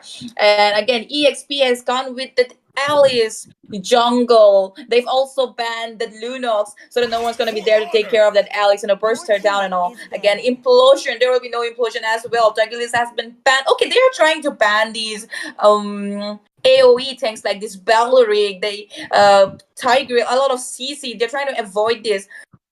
What are they cooking? Honestly, this Raul, Venom, right? Venom is first. They're Mhm. confusing me a lot with this draft. Completely, like I said, they're going with their comfortable picks. And when you're really, really good at all the heroes that they're picking with, never know. Even if the enemy does have the meta heroes, you might actually outplay them because you're confident with your picks. But again, Executive Esports so far so good. I like your draft so far.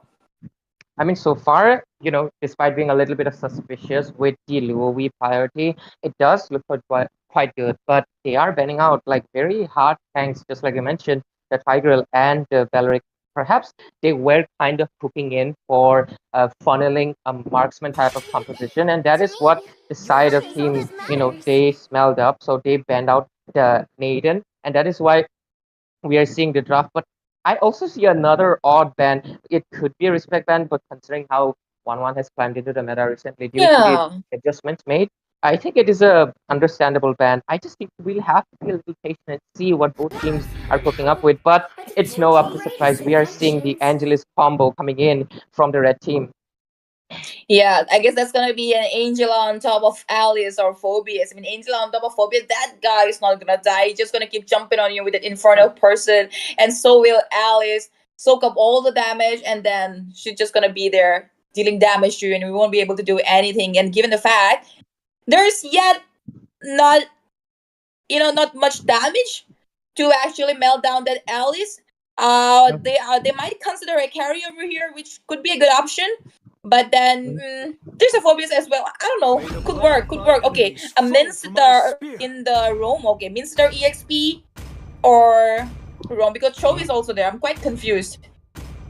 I mean, Lord Cho locking up the Cho where we should have probably expected it. They are going in for their comfort picks, but Mincetar is a good option considering the King's Calling can completely disable Phobias inside that zone. So it is a good option for them. But just like you mentioned, I'm also confused. Most people usually like to go for the Chow tank for the Mhm. pickoffs that they can make, but it can also be a Mincetar roam for so they can utilize his King's Calling more often. But at the same time, they are going off against the composition that has a lot of sustain and heal. Not to mention the Chushin still exists who can just usually use her Lantern Fair and throw away Mititar from his ultimate itself.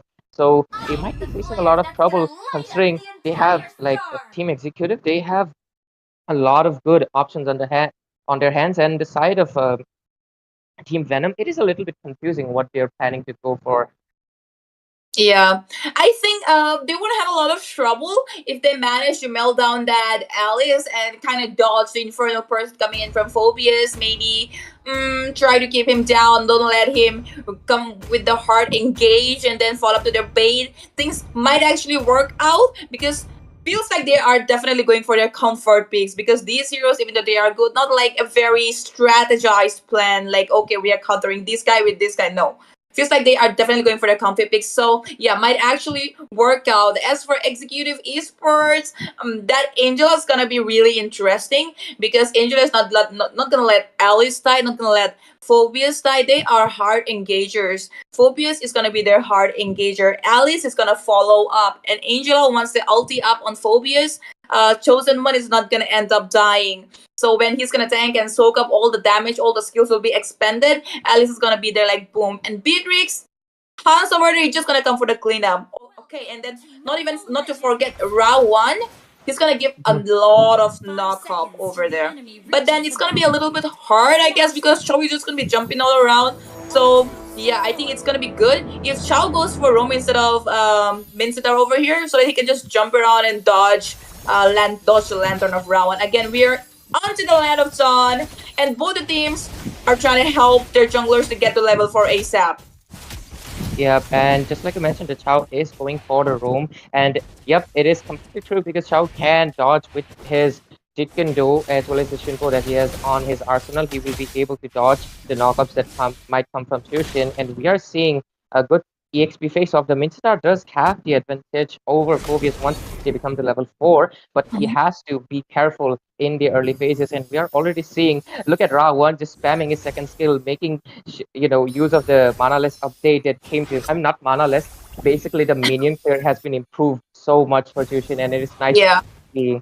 And I think, speaking of the team compositions, the side of Team Venom doesn't really have a DPS because most of them are burst type. If they are not able to burst down this Alice in time, he faces a lot of trouble. But Xborg is already level 4, and there might be some engage happening. But Beatrix, seeing there are 3 people on the lane, she is making a retreat right now. Yep. Well, Xborg did end the farming faster and he's level 4 already, and so is Nanex Zing. Alright. Well, looks like there could be a skirmish in the mid lane. The turtle is not up yet. There's still 20 seconds to go. And I really thought that they might actually go and mark that Leslie early on. Leslie's dealing a lot of damage to Hans, and so is Autogra over there. But, well, Hans will be forced to recall, and seems like both the teams are rotating towards the turtle so far. Egan, right? Egan might be in a little bit of trouble, I suppose, but nah, he's too tanky for that. Yeah, I mean, in the bot lane, we just saw Beatrix using up her flicker, so that is a resource wasted. But considering she's in the gold lane where they are not able to prioritize right now because the turtle is in the top lane, so I think Beatrix will be having her spell back soon. And Alice has already started her turtle, and we might see a team fight coming in soon, Yep. Jenny. And diving in already, it could be the first blood. Last Insanity coming in. Will they be able to take the turtles? Oh no! Nanexing has managed to take the turtle down. Infernal Force has been used up, and their jungler, Loms Aina Babe, go down. Oh my god, that was a really cool early game for Executive Esports. They managed to take the turtle down. They also got the first blood, and right now, well, I thought right after they get the turtle, they're gonna rotate towards the bottom lane and take Otogre down, but Ogotre down, but that's not the case so far. Lord Cho was there. Maybe they try to get a pick off on Hans, but not happening. And Infernal Force has been used up on Egan. Oh, that was a nice look right inside the turret. But yeah, he just had the. Yeah, I think he used his flicker. Did he? No, he didn't. No. He didn't have the King's Calling, and both just decided to retreat. And on the team fight, losing their jungler so early on, I actually thought the turtle will be secured by how good that last Insanity was on top of the turtle. But Alice was able to win out the retribution on that fight and giving them the advantage as well as the kill. So it's looking good so far. I think they are looking for another engage, but I think Alice. Yep, okay, this hardcore been used up on Alice, and Sensing going straight in, soaking up all the damage. They have taken another jungler so early in the fight already. Ogotre will be taken down as well. GG gang up in the bottom lane. They will also be going in for Zuhan. Okay, for the person being used on Zuhan, and that definitely will be a pick off. Have to say, well played, Executive, early in the game. They're doing so good. Actually, I thought that they have an Alice right there, so could be that in the early game they might play a little bit passive, but no, actually they're going all in, given the fact that even Venom Esports here doesn't have too much to deal on with the early game. That's a kick coming in, and Hans will be going down. I guess no, not yet. They don't have enough. Oh, that was an outplay. Machine gun right in the face of both of them and take him down. Double kill, I suppose. Okay, this guy's on a killing spree. Yep. Definitely. I think there was a Skypiercer being bought by the Beatrix or maybe the Tushin as well, because I saw the passive being popped up. And yep, Beatrix going in for an early Skypiercer, really going to show like they really have the game on their hands, and that is a level of confidence that I aspire to really have. Look at that, Alice just invading the blue, but Lord Joe was able to take it from her. Well, that was a good decision on Alice's part because she does not want to waste her retribution, knowing Exborg could come in with the last insanity. And so far, look at the scoreboard; it's 0-7. Like the side of Executive Esports really executing their team play really well, and I'm surprised too because I thought Alice would be playing a little bit of a safe in the early game, but they are going all in, just like you mentioned, and they also secure the second turtle. And other than that, I don't think there's any engages going on other than Virgin using up his King's Calling quite early on and wasting up a resource that might be fatal considering he might get ganked soon, because I think the side of Executive Esports, they are right now eyeing the EXP lane at this point. The Berserker's Fury finally coming to Ogotre, and what is... Yeah, I mean, Cho right there, he was really trying to get a kick on Arawan over there, but he should understand that even if he kicks someone right now, they don't have the resources to take them down. They don't have the resources to get a pick up unless Zuhan is over there. Oh, that could be a hit. The next thing might actually go down. The blood that's been used up, Hardware right on top of him. They would actually go for the jungler right after going on to Johan, but no, that's not gonna happen. Oh, actually, We're here.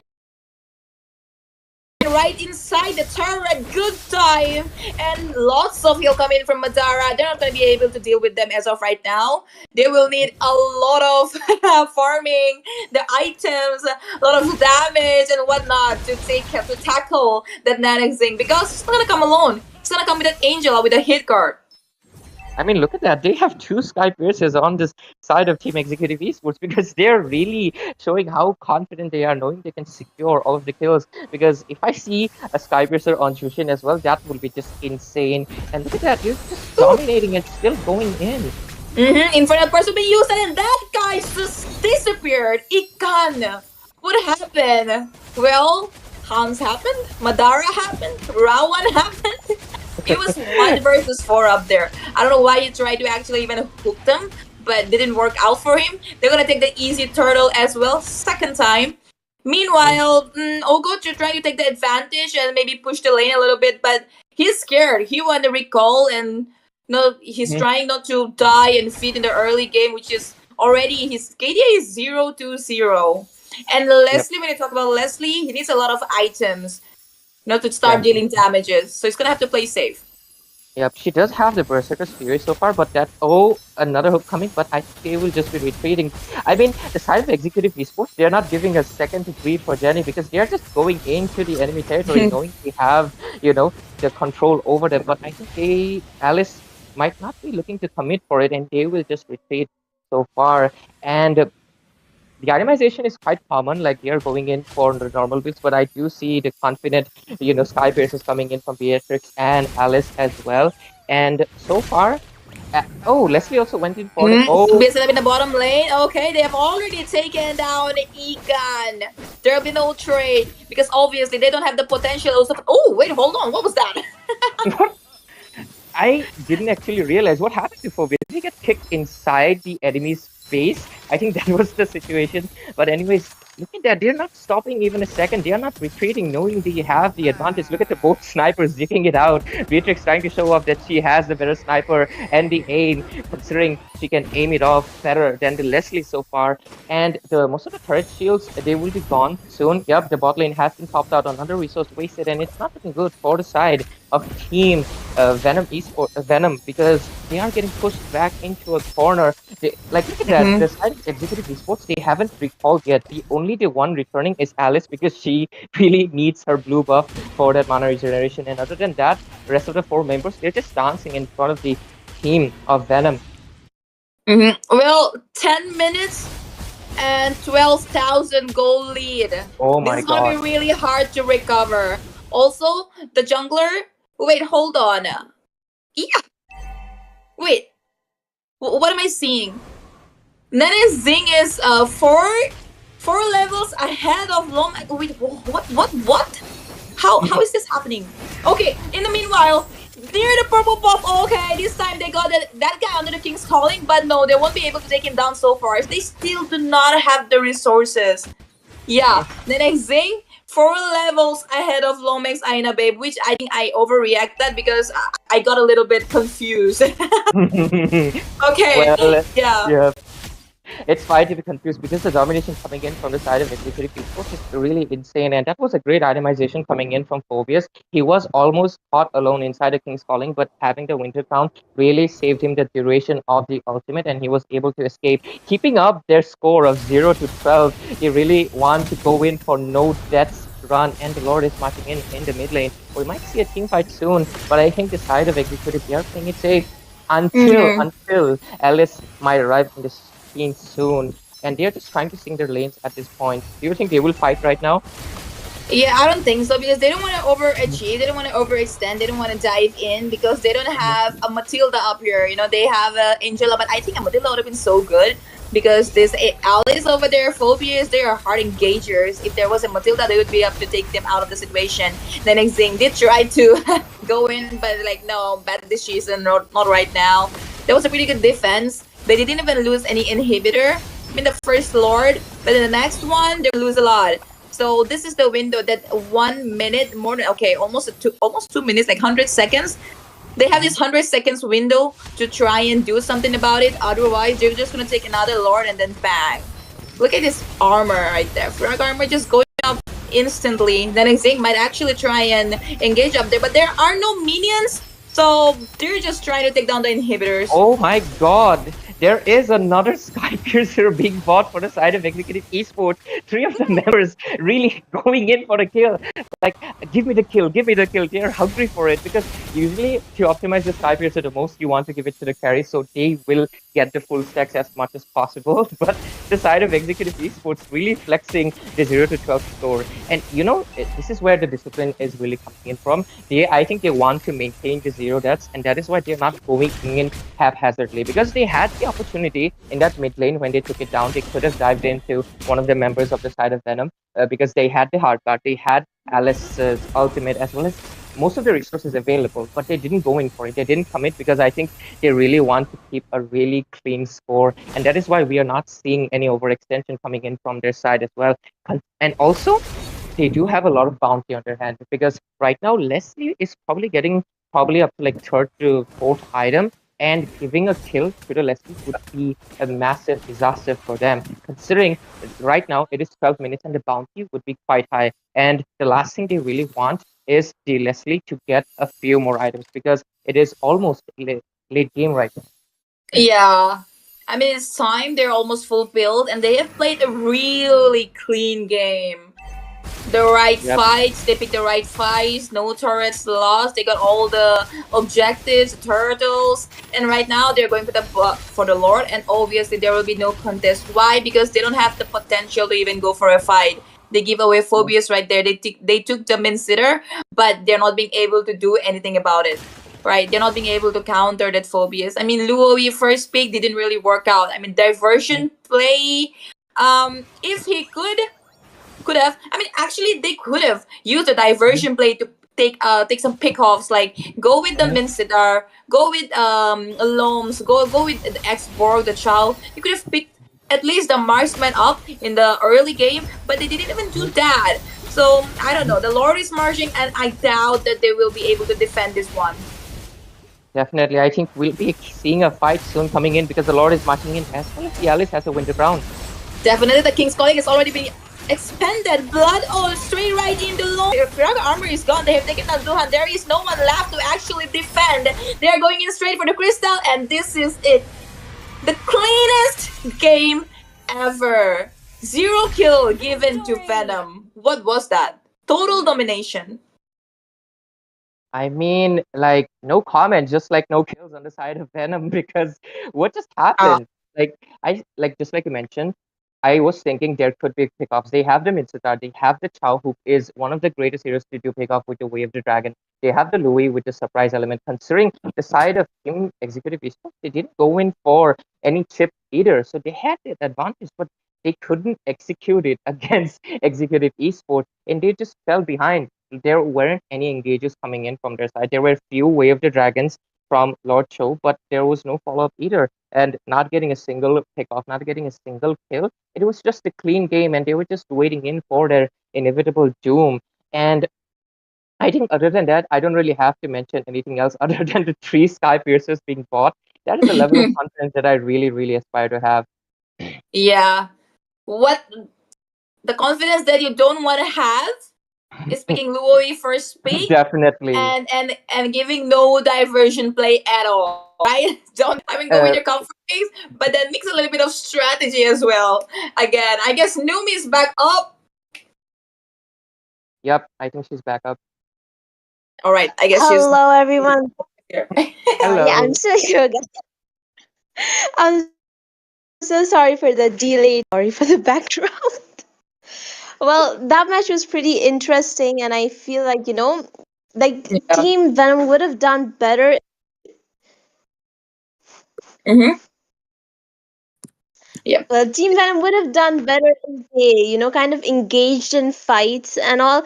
And I feel like Team Executive, I mean, I feel like that's the name, right? Team Yeah. Executive did their yeah. Team Executive, their team like communications was also really, really good, Jenny. Don't you think so? Definitely. I mean, playing a game over here in the tournament in the quarterfinals, giving them 0 kills to your enemies, they have really good amount of not only communication, everything. I guess. I mean, I don't know. If what's I'll leave it up to the chat. Chat, tell me, is it like Executive Esports played really good or Venom Esports played really bad? I guess that should be the question. I'll leave it up to the chat. Well, yeah. I mean, I guess like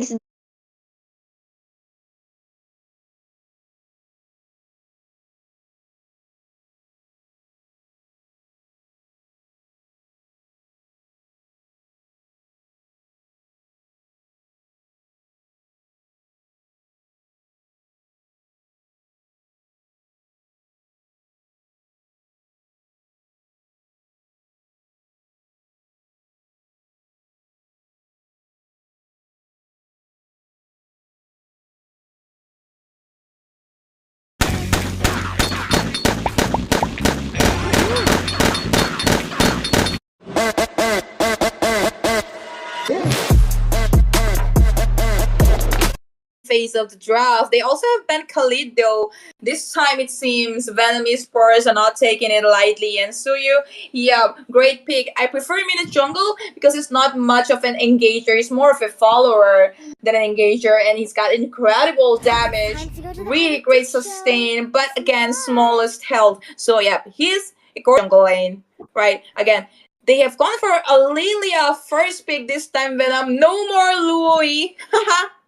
They have given up on their Luo pick, and this time but again, I'm obsessed with their obsession of flexing the mage spear early in the game. Oh, they've also logged into the Freya. Give me tell me about your take on this. You know, right now I just remembered in the first game, Executive Esports were banning out the Freya. And I thought that was a little bit of an odd decision until I remembered some people really, really love playing, spamming the Freya. And it is one of the heroes that is kind of underrated. In the late game, she's almost similar to Argus, where especially actually more considering her Valkyrie form has a large AoE and that Yeah. Berserker's Fury crit damage could be extremely fatal. And seeing that the Freya is open this time, like Team Venom didn't even take a single second to lock in. And I think the reason they're going in for the first pick, mages so far, I think they're they're trying to cook, all right? Like let's give them a little bit of chance in the kitchen. They want the mage to be picked so they can see what other heroes the side the opposing team, Executive Esports, will be picking it up. And hopefully they are able to counter it. And Belleric was also banned in the last game and it's being picked up. There's so many respect bans left open and they are just picking it up. So I think this is a Grok EXP on our hands, Jenny. Yeah. Grog EXP, yep, good option. I mean, Grog these days, man, this guy is annoying. They're gonna go for an Akai in the jungle or in the roam position. Here so far he's with the Petrify, and they've banned the 1-1. Is that a respect ban? Is there anyone in the executive esports who plays really good 1-1? Because even in the last match, they have Yep. banned that 1-1.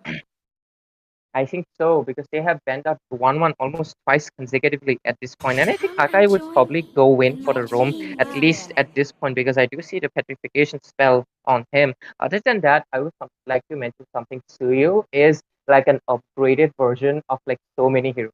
Like, first of all, his second skill in the mortal form, it's basically Balmon's ultimate because it deals damage on lost HP. So if you combine that with retribution, you can easily steal any form of objective. And that is what we've seen many times in the tournament so far. I think Suyu will probably have the highest retribution, taken from many objectives. And other than that, I think Rock XP is good and all. A little bit of an odd option, but I've seen 27 from Yamaha Gang executed quite well. So I'm curious to see, unless this is another case of Beleric EXP, and I hope that's not the case because Beleric as a EXP just doesn't work well. He doesn't have the utilities that can really be used for the EXP late. So hopefully it is a roamer Beleric, and I hope to see it executed well. But I'm curious to see what jungler the side of Team Venom would be going this time. Yeah. I mean, Freya jungle, I don't think so. Also, they have a Beleric over there, so it's gonna be annoying for them when the Wrath of the Dryad comes up. This is gonna stand in their place, and all the damage will be reflected. Okay, they have banned Lunox as of right now. No one will be there to burst this Beleric and Grok out.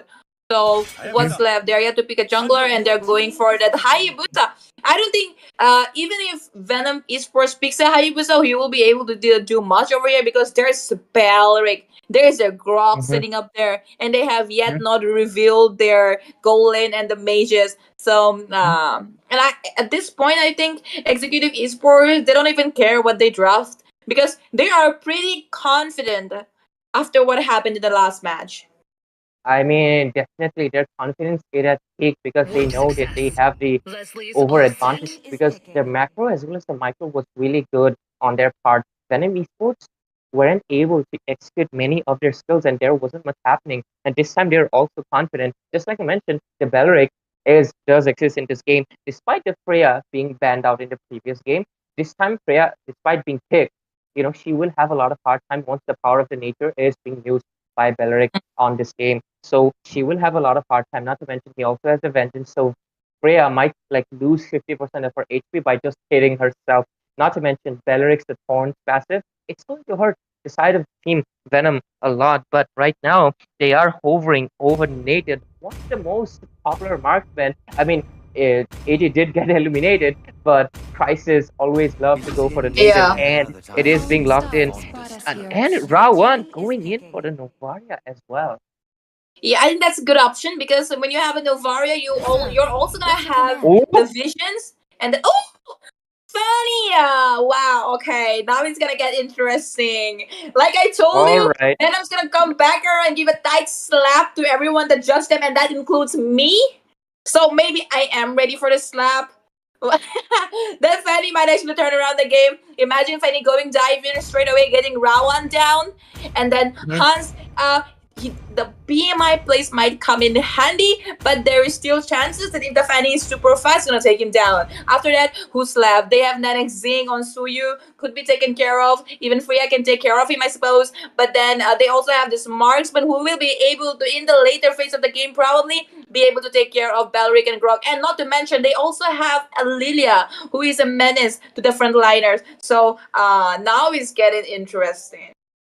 I like the Fanny pick was the last thing that I really was expecting. I was expecting perhaps a paid, maybe an alpha, maybe they could go for the Xborg again, but it wasn't the case. We just suddenly got completely jump scared by a Fanny coming into this game, and we are already proceeding into the land of dawn. Both teams going into their respective lanes, and I hope this Fanny can pull off a miracle. I want to be proven wrong. I want to see a complete turnaround, a 180-degree table turn gameplay on this one. Yeah, well, Egan was playing Mincetar in the last match, and he was getting picked off really early. And this time he straight away from EXP laner to jungler, from a Mincetar to Fanny. Well, this is gonna be interesting. Meanwhile, in the mid lane, just a little bit of skirmish, nothing much. Okay, Valerie, yes, going for the EXP lane against Okotre over there. The Oh my Frey. god. Oh my god, why am I seeing so many Belleric EXP? Is this the rise of a new meta that I'm not informed about? When did this really happen? Because that is the last of the things that I would really, encourage people to do. What just happened? What? That was the first blood in the top lane. 1 versus 1, I guess. Wait, did I miss something? Yeah, 1 versus 1. Hans versus Loms over there, and he picked him off early in the game. Well, obviously, Leslie in the early game can't do much in comparison to Nathan, but yeah, in the late game we're gonna wait. As of right now, Fanny going straight in for Chosen One will be able to take him down, I suppose, but no, he is stanky. Fanny should have gone for the goal laner.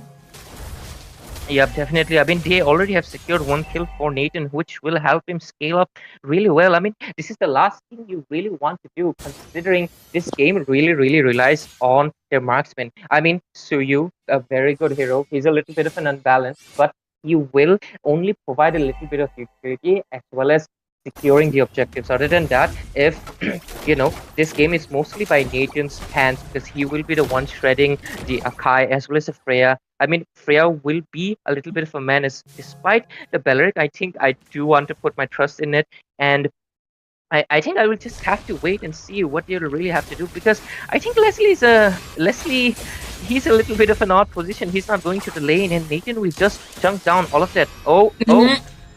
That's a turtle setup, and there's no one to help Egan, but he does have steel cables and still no opening.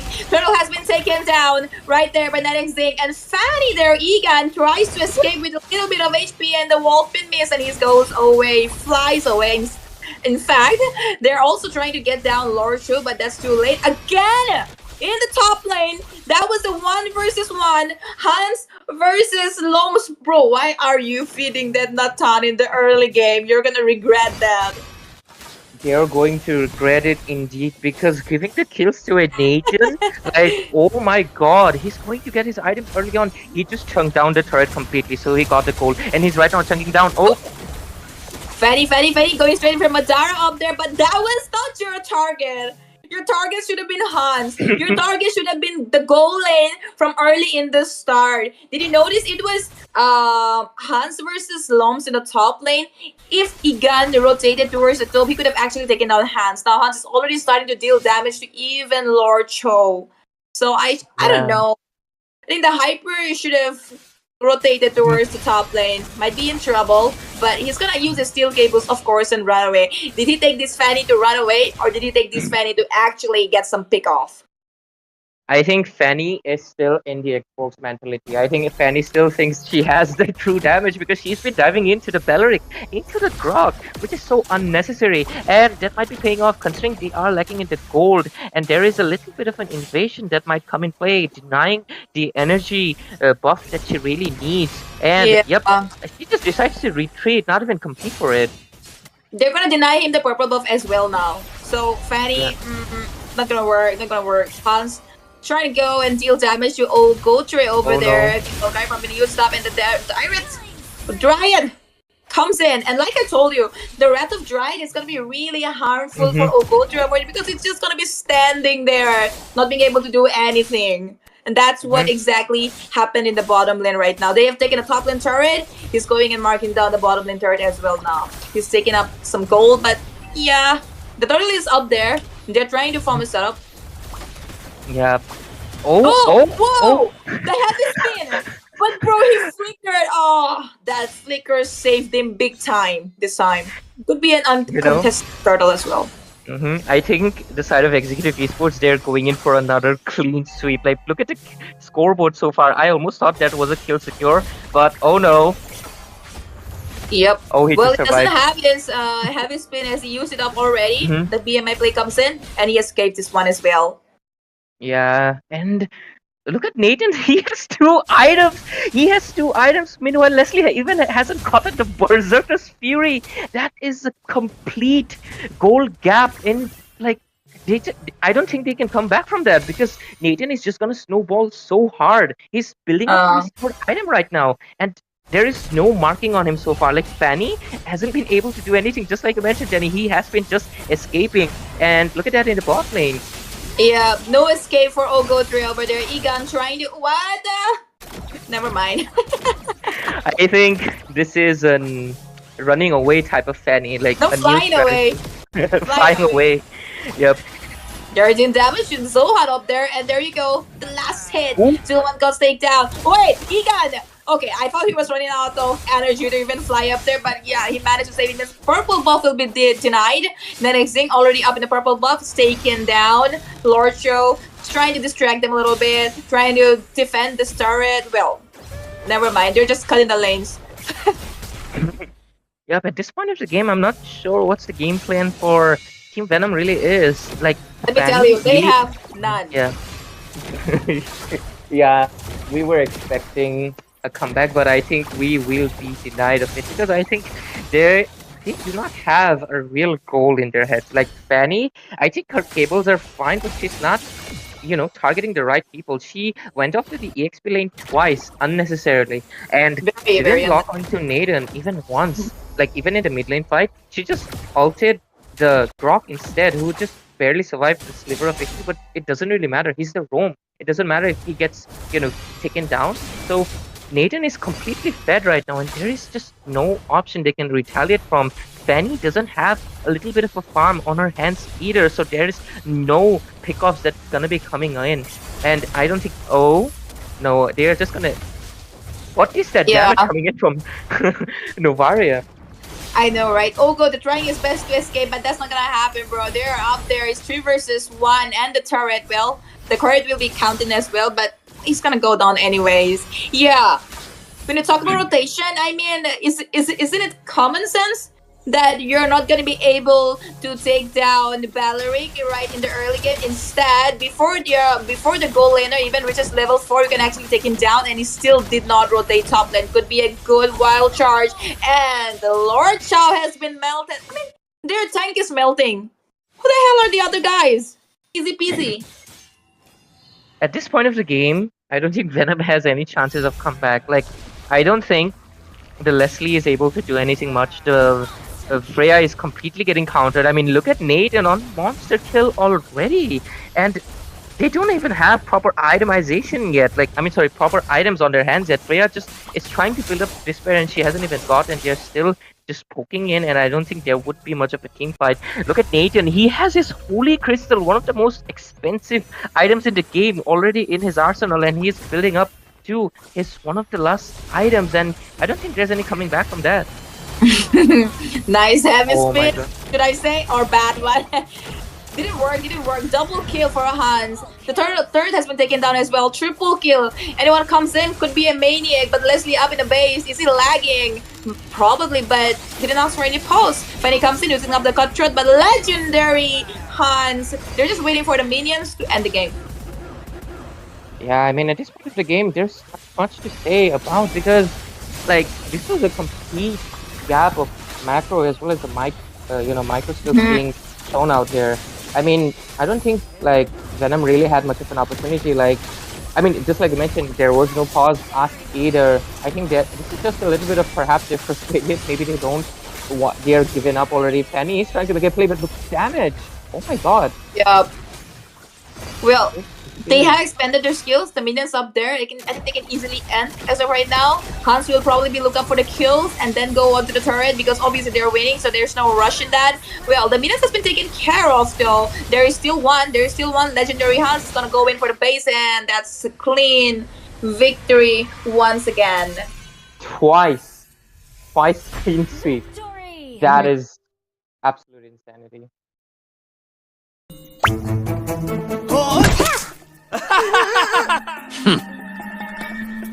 I missed the Rasmalai at the wedding, yeah.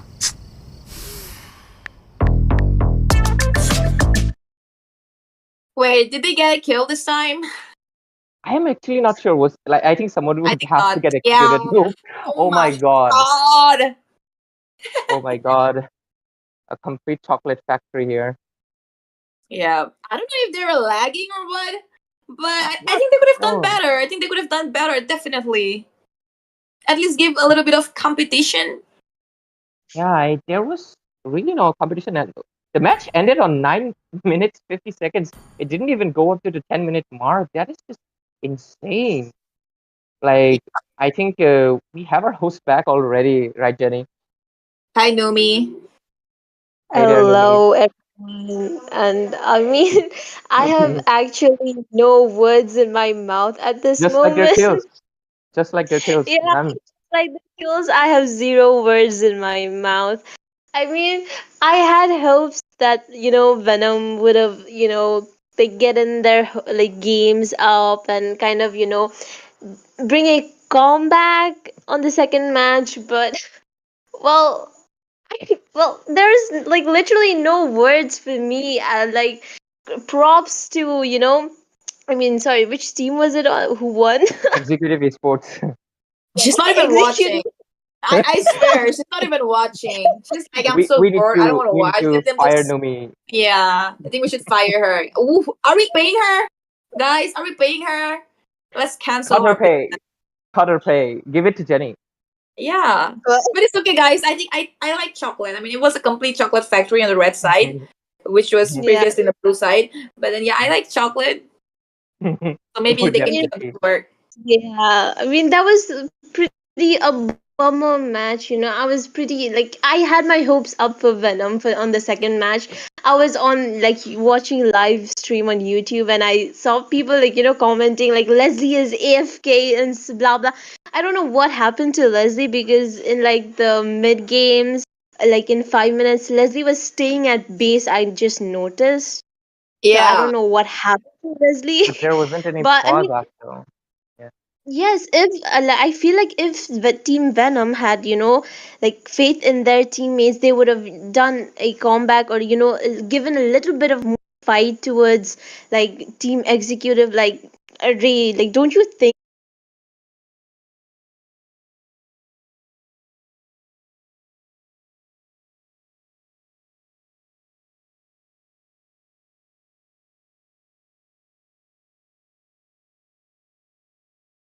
And with that link, we can see Zushin, Suyo, Edit, Alpha, and very sadly, guys, we won't be able to see Fredo's Khalid in this game. So that's going to be banned out. How are you feeling about that, Fredo? Well, definitely feeling not the best right now because I definitely love to see Khalid always there on the map, trying to poke the enemy with with his blades, with his swing of his blades, and riding that surfboard of his sand as well. But definitely, I mean, looking at the draft so far, I feel like both the teams have done a pretty good job. I mean, Marf has done a pretty good job banning out that alpha, but that means the Phobias is left open, and look at that. Phobias already being picked up by the enemy side. And I feel like, to counter that Phobias, Team Marf can really pick up that Mensita right now. But look at that. They're trying to pick up the Gatot Kacha instead, and they'll be locking in the Gatot Kacha. And Smiling, how good Gatot Kacha is right now. He's so tanky and he deals a lot of damage as well, especially on that EXP lane. He comes in so handy with his avatar of Guardian. And on top of that, the Vexana has been picked as well. So I feel like Team Marf is really looking to take those fights early in the game. Yep, they definitely are. I mean, that Gatotkacha is going to be unstoppable. He is going to be the front laner as well as EXP laner. Let me just say that. But again, they have, they can shift him to the roam position also if needed. They can pick another EXP laner. But yep, that Haya is open, and will be making sure that they're going to lock that Haya down. Meanwhile, we can see Team Illuminati also have a very strong composition, very strong picks coming in.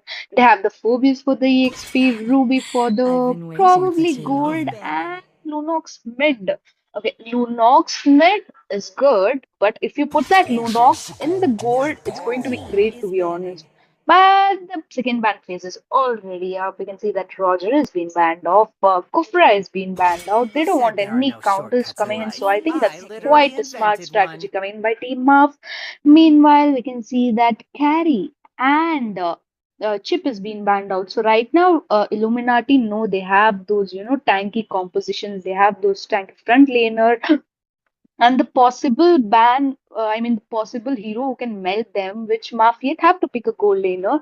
So I think Carry is a very, very smart ban coming in, Fredo. Definitely, the carry is actually a good band coming in because they have the tanky lineup, they have the Ruby, they have the Phobias as well. But I definitely feel like the Minsithar is still open for grabs for both the sides. It will come in very handy, especially to lock down that Hayabusa. Even on the enemy side, they have the Phobias as well. So to lock down the Phobias, I feel like the Minsithar will come in handy again. But I feel like both the teams have forgotten that the King's Calling exists there in their hero list, and they are forgetting the fact that Mensetar is so crucial right now in the composition if they want to completely like solidify the fact that they have all these heroes. The composition will be very strong for every side if they try to pick up that Mensetar here. But Yep. definitely looking at the things happening so far, I feel like people are forgetting about it. I know, right? I mean, there is Minzatar. You can counter so many of the heroes, and putting him in the EXP or in the gold is still an advantage. Well, I can definitely go for it. But meanwhile, Team Illuminati is coming up with such a strong draft, such a strong composition. There is the Bane jungler who is going to deal that insane amount of damage. There is no stopping of Bane. And with that, Carmela and the Curse of Blood, Lunox is diving in. Ruby diving in, Phoebus diving in. It's going to be a huge snowball. And to answer that Ruby, right now, we see that Neo has gone with a Leslie pick and Xborg in the EXP. So, see, Fredo, according to me, Illuminati has a quite well draft, but again, Team Muff has a good draft. It's based on how they, execute this draft. So I'm not actually siding to any team because I'm quite confused a bit. Like, ए ये सुन रिश्वत सोन पापड़ी के डब्बे में देने का क्योंकि उसको कोई खोलता ही नहीं है because I'm quite confused a bit. Like, again, it's on the gameplay. So I'd like to ask you, who do you think you will be favoring in this first game between, Team Muff and Illuminati? I mean, completely based on the draft, I would really say that Team Illuminati has a better draft in this game. They have a better composition as well. In the team fights, the Carmilla's Curse of Blood will come in really handy. And on top of that, they have the Bane as well. They have the Phobias. They have the Ruby, the Lunox. I mean, there's a lot of damage. There's a lot of crowd control. There's a huge amount of AoE skills as well. So definitely the team fight will go into the favor of Team Illuminati if, they connect their skills well. But on the other hand, Team Maf is well known for their synergy as well. They are not new to this game. They have been here for quite some time, and that's why I feel like Team Maf will have the experience coming in handy for them. And definitely the Leslie pick to counter those tanky heroes on the opposite side, especially that Carmilla, that Phobias there, because dealing true damage is actually a plus point for that Leslie there. So yeah, definitely banning out the carry. So the Leslie has been picked up because she can deal true damage. And yeah, that's a very good pick in. And right now, it's look at the rotation though. Look at that Carmilla, what she's doing there. Yep. Let me just mention, welcome to the land of Dawn, guys. This is the first game between Team Up and Illuminati. Right now, I think, as you mentioned, Fredo, they have their upper hand, but again, it depends on how Illuminati actually rotates. They have quite a good hero, but right now, Carmela is being chunked out so badly. I think that might be the first blood, and that's going to be the first blood already. Look at that early aggression coming in from the Xbox, takes down that Carmilla already and already onto that onto that Phobias. He's zoning out that Phobias there, not letting him take his minions. Definitely delaying him to get that level 3. He will be the one getting that level 3 first. But in the turtle fight, it will really be. I mean, I'll be really curious to see if the Phobias or the Xborg, will be the one coming out on top, because definitely we know that the Xborg has, and sorry, the Phobias has a better early game power spike. The Aogi Shadow Kill has been used as well. Wookie might be going down. Oh my God! First, that Hayabusa already secures a kill on himself before the first turtle. Yep, that's actually a huge advantage. And I'm not gonna lie, but there is no one to melt that Xbox down after that mid game. I mean, you need a strong composition. You need a lot of CC to melt him down just to make sure that he don't have the stack to use the ultimate. But yep, the first turtle is up, and right now I can see that Willow is still farming. He is on the red buff. Meanwhile, Bane is also on the red buff. But Team Muff have already begun to, maybe just melt that first turtle down. Right now, both the teams look in quite a good position. They are going in for the turtle fight. It's just that Hayabusa need to be on time. But yeah, I definitely think there is going to be a huge skirmish that's going to happen at this point. Definitely feels like both the teams are, waiting to get their ultimates ready so that they can go an all-out brawl. And definitely the turtle is getting chunked down slowly. Retribution will come in handy. Hayabusa will get that easy turtle, and damn. No engage coming in from any side there. I do not feel like that's the best thing to do on the first I turtle. mean, I was actually hoping a huge fight and it was going to be excited. I was hyping myself up, but that didn't actually happen. Team Illuminati are playing very safely at this point. They maybe just don't want to feed, or the Bane needs the farm to start dealing the damage which he have. So I think they're just going to wait and take some time. Also, it's the Lunox in the mid again, then that Lunox will be needing the late game. So it's going to be a little tough time for Illuminati, to hold on this game. Definitely, and right now, look at that. They're trying to gang down that Leslie, but Leslie is aware. The vision is there from that Gatot Kacha as well as the Vexana. So she knows what she's doing. Look at that Hayabusa, though, meanwhile, taking almost 90% of the turret gold in the mid lane.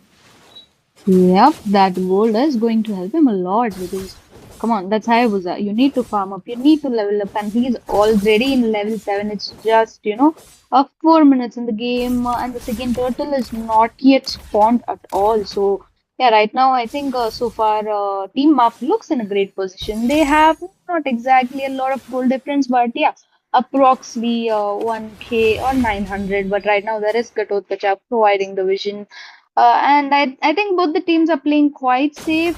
Although Marf is, making sure that they are having a little tough times. They are playing from inside. But meanwhile, is Xbox going to be in trouble? But meanwhile, in the mid lane, the Lunox gets taken down again. 0-0 for Wookie early into the game. Wookie not doing the best right now. But the turtle is up, and definitely, I feel like, a lot of people in India right now are watching the MPL Philippines because I feel like the games are getting too much, on the macro side, and they are not really looking to take up any fights whatsoever. Look at the Bane. He's just leaving the turtle away again and prioritizing farming up his own buff. But the fact that they are not ganking the goal lane, this Leslie is going to cause a lot of problems for them in the late game. I do agree. Neo is going to be a huge nuisance to Team Illuminati if that Neo is farmed to the mark. I mean, they are just rotating, but they are not initiating. Come on, guys, just take a fight. Definitely, we're dying to see a fight here from both the sides, but they're just trying to go for pickoffs instead. And that's the thing, I feel like they are just trying to play it safe because they're not really sure what can happen if they try to take a fight. Like 5-7-4 in the mid lane, Oogie Shadow Kill takes down the Bane there, and the turret is almost half HP there. I think they're trying to force out that mid lane. And for the defense, they're coming in as well. Xborg is zoning them out properly. The Gatot is there as well to zone them out. The mid lane tier 1 will go down into the hands of Team Muff. First turret secured from either side. And look at the damage Leslie is dealing already. The Ruby's having a hard time laning against her. I do agree Ruby is having a hard time, and Ruby might quite be in trouble trying to hook in. That was a good flicker coming in, that was a good ultimate coming in, but right now a retreat would sound sensible.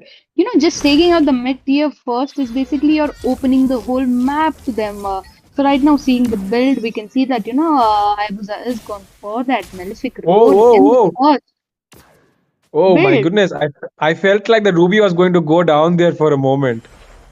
Almost, but there was, that Carmilla just take the damage, not deal the damage. But yeah, right now the third turtle is going to be up. This game is quite boring because I want to see fights and there are no fights happening. But yeah, right I now mean, Team Map is ahead of gold. They have 3K gold. The turtle is up. Phobius is not being the Phobius which we want to see. So Please do something, guys, if you're just hearing me. Definitely. Oh my goodness, the damage coming in from Leslie. Oh, Avatar of Guardian has been used there. It feels like the tier 1 will be going down in the top lane area. Oh, Curse of Blood connecting so well onto the Leslie and Gatot Kacha. A lot of damage being dealt. Gatot Kacha will go down as well as the Carmilla. Both the roamers going down on each side. The Bane has used his deadly catch, but it does not connect well. The Leslie might be going down here. Definitely goes down into the hands of Wookie. Wookie takes revenge, securing 2 kills for his team there. Nice one Yeah. coming in from, Team Illuminati. This is what I was asking for. Thank you for listening to me, guys. And meanwhile, in the bot, is the Phobius going to be in trouble? Definitely, the Phobius will be taken down. A good gameplay coming by Illuminati, but not so good enough because they are not, having the map control. They are losing the tiers slowly, one by one. Meanwhile, Hayabusa might be in trouble, but not really. Will be forcing his shadow just to escape. But Bane is there, but the Bane is not doing the Bane things in this game. So, kind of an up and down glitch. But yep, right now I think Look at that. Ruby gets caught out of position, but she is forced to use that flicker. Their Carmilla is there to give the vision as well. Oh, it might be something happening there. Lunox is forced to use the light form already. That means the Hayabusa has the opening right now. Avatar of Guardian has connected onto 3 members there. Hayabusa goes in, a lot of damage being placed. Oh, killing spree for Wookie, but gets shut down. And it feels like the Hayabusa will secure the double kill. Sorry, the shutdown as well, and the double kill already taken by the Leslie Neo. The Bane is the only one standing from his team right now. The Phobius is pushing that top lane, and Bane will go down as well. Killing spree for Neo. My goodness, Team Muff just proving why they show no mercy to whoever it is. Yep, I mean that gang was so insane. Xbox using that last insanity, not dealing damage, but there is that higher, there is the Leslie. I really liked, how Willow just was standing in the back waiting for Gatotkacha to just set up a perfect positioning, and that's when you just jump in, open the blades, and you're done. That Willow is already on 404, who is going to deal so much damage. He might even, melt all those tanky heroes at this point. Right now, we can see that the first Lord is up in the top. I think this time Phobius might be again in trouble because the last Insanity will be used, the Shadow Blades will be used, and Phobius is going to go down quite easily. That's again a free turret coming. No, there is Carmilla to defend, but I think Marv can go in for this first Lord, definitely. Definitely right. I mean, no contest. They do not have the front line to initiate right now. Ruby is providing some amount of vision though, but I feel like they're not really ready because look at the Gatot Kacha. He's zoning out that Bane so well, and there's no way the Bane can approach, but it feels like Carmilla is there to back her up, and the Avatar of Guardian does not connect well. Last Insanity has been popped as well. The Lord has been reset though, and it feels like there's a chance for Team Illuminati to make the steal. Will he be able to do so? Will he be able to do so? Will he be able to do so? He does! Oh my goodness! A Lord steal coming in from the Bane there. Does not secure any turtle, but takes down the Lord instead. Oh my goodness! Very nice play coming in from Team Illuminati there. I think the Hayabusa is surprised and shocked right now. I'm smiling. I do agree. Hayabusa is like, what just happened under my nose? I mean, there were 5 members. They were trying really hard to take the Lord. And Bane just walks and takes that out quite immediately. So I think right now Illuminati has a good chance to defend because there is a Lord marching in the top. They might actually push, but I don't think Team Up is going to let them push. So I think this is just an extend of game until and unless. Right now, Illuminati come with a magic, where they just turn over this whole game. But it's going to be tough, but they can do it. It's not like they can't. Carmilla is missing a lot of Curse of Blood, not exactly connecting. Lunox is lacking that little damage. She is getting caught off guard. There is Bane, but Bane's ultimates are not getting connected. Phobius, who is known for, giving that unlimited ultimate spam, is not again being able to do that. Meanwhile, Hayabusa just making sure the tower is defended. But not really. That was 3v1 situation that will go down. So I think they are doing comeback, a slow, not a comeback basically. They are trying to slowly cover up the whole gap. But again, will Hayabusa be in trouble at this my point? goodness! Oh my goodness! Did you see that? Did you see that? I'm offended. I mean, it was like the Hayabusa was pulled from that shadow there. Did you just see that smiling? Oh my goodness! Did actually. What was I that? for I mean, for a I've second never I seen something legit like that. thought Hayabusa is gone. Yeah, me too. I mean, I thought the Hayabusa was gone, but the way that Ruby pulled it back, I mean, I've never seen something like that happen. Even though I've played with Hayabusa so many times, that was amazing coming in from that Ruby there. Husker is back. Shout out for Husker is back for such a nice gameplay with that Ruby. But meanwhile, look at that Xborg. He's trying to do something there in the bottom lane. Yep, not realizing there are four members, and that's good move to just retreat at this point. And yep, we are almost 13 minutes into the game. The goal difference is still there. It's carrying on, but right now, Team Marf is definitely leading with the whole map situation. They have the goal, they have the turrets. They just need this enhanced slot actually, but they better watch out that Bane. My advice would be first track down that Bane, kill him, and then you go. If you have a doubt on your retribution, that is what you do. So yeah, I was hoping that, but meanwhile, in the top, I don't think, guys, Phoebus will be taken down quite immediately. So it's a plus point. I mean, the Lord is going to spawn in less than 10 seconds. So yeah, right now, Map have complete advantage over the map. Definitely, and it feels like an engage might be coming in. Curse of Blood connects a little better this time. Avatar of Guardian has been used as well. The last Insanity has been popped. The shield is not there. Hayabusa I might be able to take down. Double kill already for Neo. Oh my goodness, the Enhanced Lord is definitely going towards Team Marf, but this time around, to be honest, Team Marf is actually the one trying to take the serious note and playing more serious this time. They're not going to let this lot go away. Yep, they didn't actually. There was Bane who was in the position, but it was really nice of Exana just to use the ultimate burst, go to the shadow. But okay, will survive. So yeah, that was, I don't know what he did there, but he did something and he survived. Literally, I myself I don't know what happened there, but definitely, I mean, look at the kill score though. It's 5-17.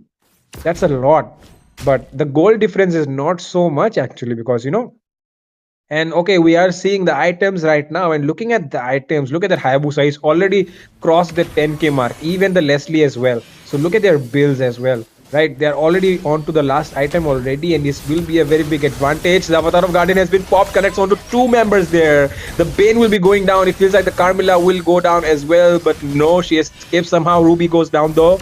And in the mid lane, the turret is being pushed down by the Enhanced Lord. The Phobius comes late to the party, and it feels like the light form has been used as well. Wookie might be in some trouble right now if the Hayabusa tries to lock onto him, but instead he will be taking down the Phobius first. Carmilla goes down as well. Godlike for Neo, and the base is getting locked down. There's nothing they can do right now, and the first match victory goes to Team Maf. Yep, that was actually a very one-sided game coming in by Team Marf. They are known for aggression. They showed their aggression. They played very smartly. They focused on all the objectives. They went in for the tower. They went in for the kills. It's really sad to see Phobius with the chocolate at this point. I mean, was supposed to be the tanky hero. Come on, they have Ruby, they have Phobius, they have Carmilla. Bane is as well as tanky with that Thunderbolt. So they couldn't even manage to stay tanky, man. That was actually a very sad move. But yep, shout out to that Willow, for just doing the wonders in this map, and that Leslie as well. The Leslie knew she had to just stay in the tower until the farm section is up, and once the farm was up, Leslie started rotating in the whole map with the teammates, and that actually paid in their favor. To be honest, the rotation really matters, like I always say, and Team Illuminati was somewhere lacking with that. They weren't sure. They didn't go in for the turtle contest. I mean, they just came in for the first lot, but after that, there was nothing. They were playing kind of defensive from the start itself, if I'm not wrong, Fredo. Yes, you're definitely right about that. They played too defensive, and that is why they got caught out of position a lot of times. But meanwhile, Ray, where are you watching the match, and what are your thoughts right now on this match, which just went down? Well, to answer the question that you just told me, Fedo, I think the side of map their micro and macro managing is really really good. Not to mention like Duva's the AOT was hitting really well. Not to mention, we just had like two of the matches previously, just before this series. Leslie was not showing anything, and many people were like, "Ooh, Leslie, it's not gonna be good." But you can put trust in Neo because he's such a good goal laner, and he look at the KDA. He only had a single death under his name, so that was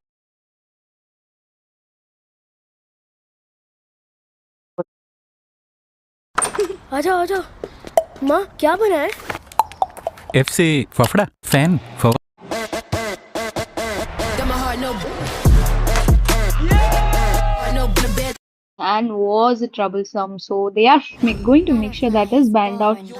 But Angry Cat going in with that Zushin is actually a good pick.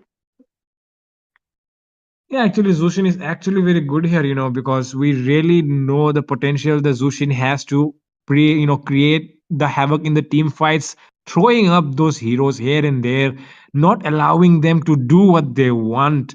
And definitely, you need an assassin to shut down the Zushin. An early Hayabusa or Fanny pick will be really good here, but I really do not know the hero pool of Team Illuminati. But this time around, they will be picking up the X-Borg, which really did so many things in the last game for Team Maf.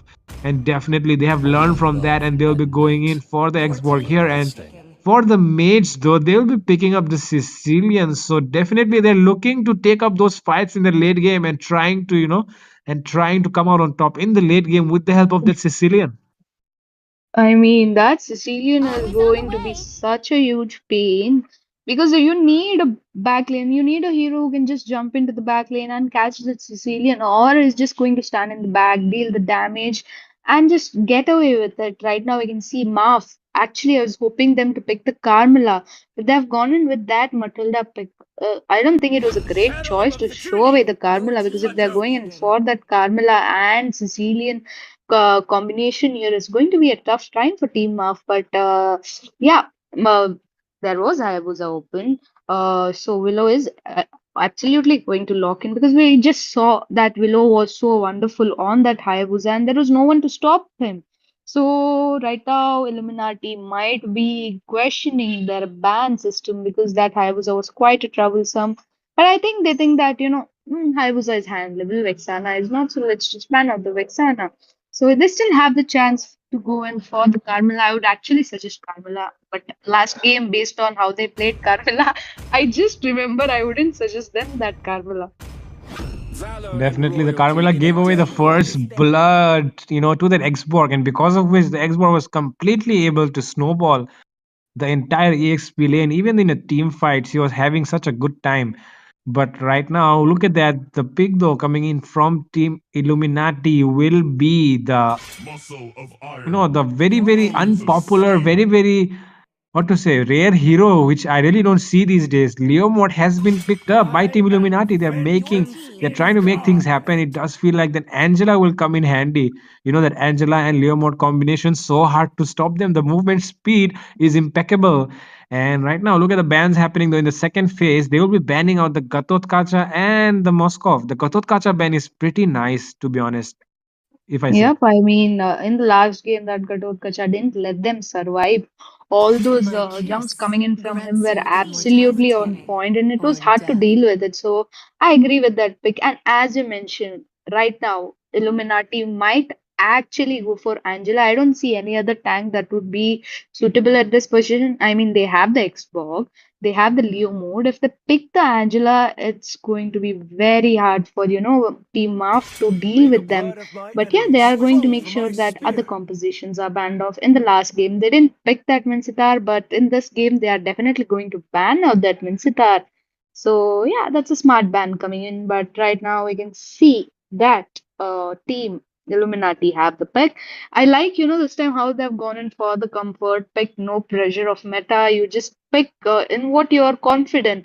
That actually matters at a very lot of distance because you just randomly think, okay, we are going to go in for the meta pick because this is what is happening. This is what we have to play. You might have practiced a little, but if it's not going to work out, it's useless. So I would actually suggest to, pick what you are confident in playing. So yeah, right now they have gone in with that Lunox again. So right now Okay, I need to stop telling right now, Fredo. Please don't distract me with that. I don't know. I'm just blaming it on you. It's okay, it's okay, it's okay. And like you were saying, about the comfort pick thing, we really know that Natan is not the best goal laner out there in the current meta, not the best.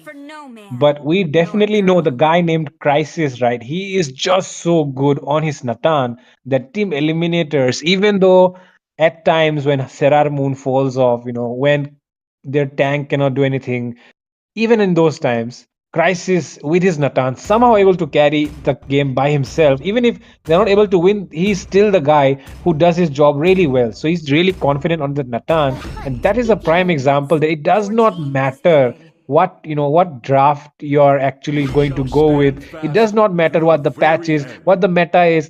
All it matters is if you really know how to use that hero well, and will it be working in this composition.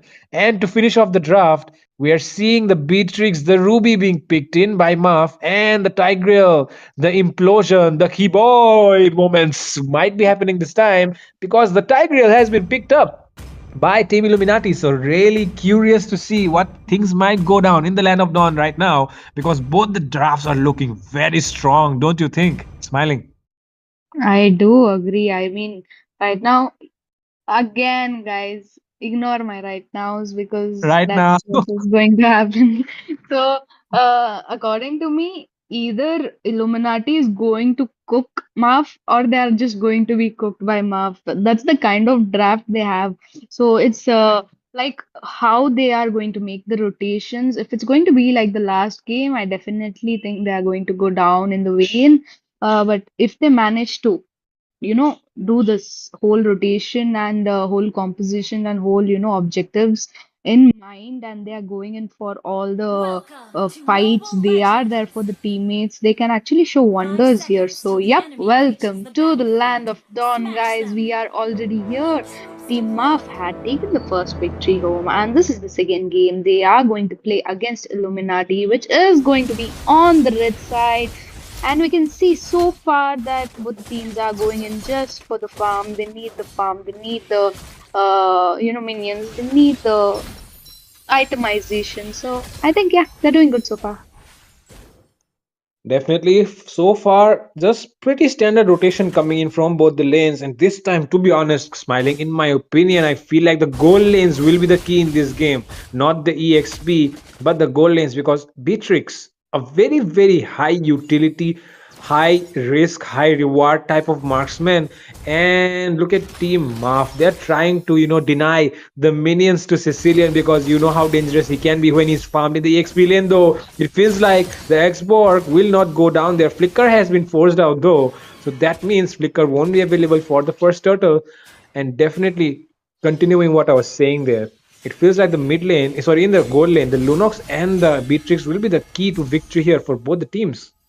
And I like how Illuminati is actually focusing on the gold lane this time. They are just pressurizing that gold lane. Although Leo would have used the ultimate quite early because the turtle is going to be up and he will be needing that bike on that ultimate because that's where you need that Bugatti bike, guys. Come on. So yeah, I think but it's okay. The turtle is still going to spawn in 15 seconds, and by the time they start, they might have a chance. But I like how that Zushin is just torching out those people, troubling them, just lifting them up in the air and giving quite a hard time to farm. Sicilian might be a huge trouble, so it's good to, lock that Sicilian down. They had a bot rotation and they didn't mark that Beatrix. You need to lock down that Beatrix because that Beatrix is going to be a big, big time trouble. So I think the first turtle is up, and I do hope Illuminati is looking forward for this turtle on a serious note. Definitely, they cannot take it as a joke anymore. But right now, Tigreal might be going down. A lot of resources being used. First blood secured. Last Insanity has been popped as well. Double kill though for the Xbox this time. It feels like Illuminati are coming in strong. The Hayabusa is on that Xbox right now. He will get chased down. Oh, look at that. Look at that. He might be going down right now to that Leomord. Definitely goes down. In the gold lane though, a 1v1. and the Beatrix went down as well. Oh my god, a very bloody clash coming in the goal lane as well. Definitely things are looking hot, and like you were saying, it I mean, either hot Maf, as Leo mode right now. So, yeah, like you were saying, right, either team Illuminati is going to cook or they're going to get cooked, and right now it seems like they're in the cooking mode. yep, they are in the cooking mode, and the rotation might be in the bot. They're just providing the vision. They got the first turtle, they got the kills. They have quite a few amount of gold advantage, not really high, just a few hundreds. But I think they're doing good so far. They are focusing on what is very objective. They need to see. Right now, we can see that Leo mode already has the Hunter Strike. Lunox is gone with the Sky Piercer just to get that early game damage based on kills. They are forcing out the goal lane at this point. It's 3v4 situation. Although Zushin will be there, but Zushin is there just to provide the vision, waiting for Team Illuminati to make a small, minor mistake. But Beatrix Wow. will be taken down. Wow, look at the team fight coming in already. Circling Eagle has been used. Zushin is poking that Leomord down pretty bad. It feels like the Leomord might go down. But no, the Hayabusa jumps in late at the perfect timing. But he might get caught out there though. No, he does not. Light form has been used. Lux is being chased down right now. And the Hayabusa did a very clever job there, waiting for the right moment to engage with his ultimate. And the Leomord gets taken down. Yep, that was a very smart move by Hayabusa, and Zushin actually used that ultimate on the time, making sure that Leomord doesn't escape with a minimal HP, which was smart. But again, the gold is still in the favor of Illuminati. They have the level advantage, they have the gold advantage. They have, a good map sense in this game. I think they just learned in the last game what was their mistake. But right now, we can see Tigreal might be in a huge trouble. Not really, a retreat would work. But the second turtle is up, and we might possibly see a skirmish coming in because we can see Leomord has already positioned himself quite well. Tigreal trying to get in some implosion, but will this work?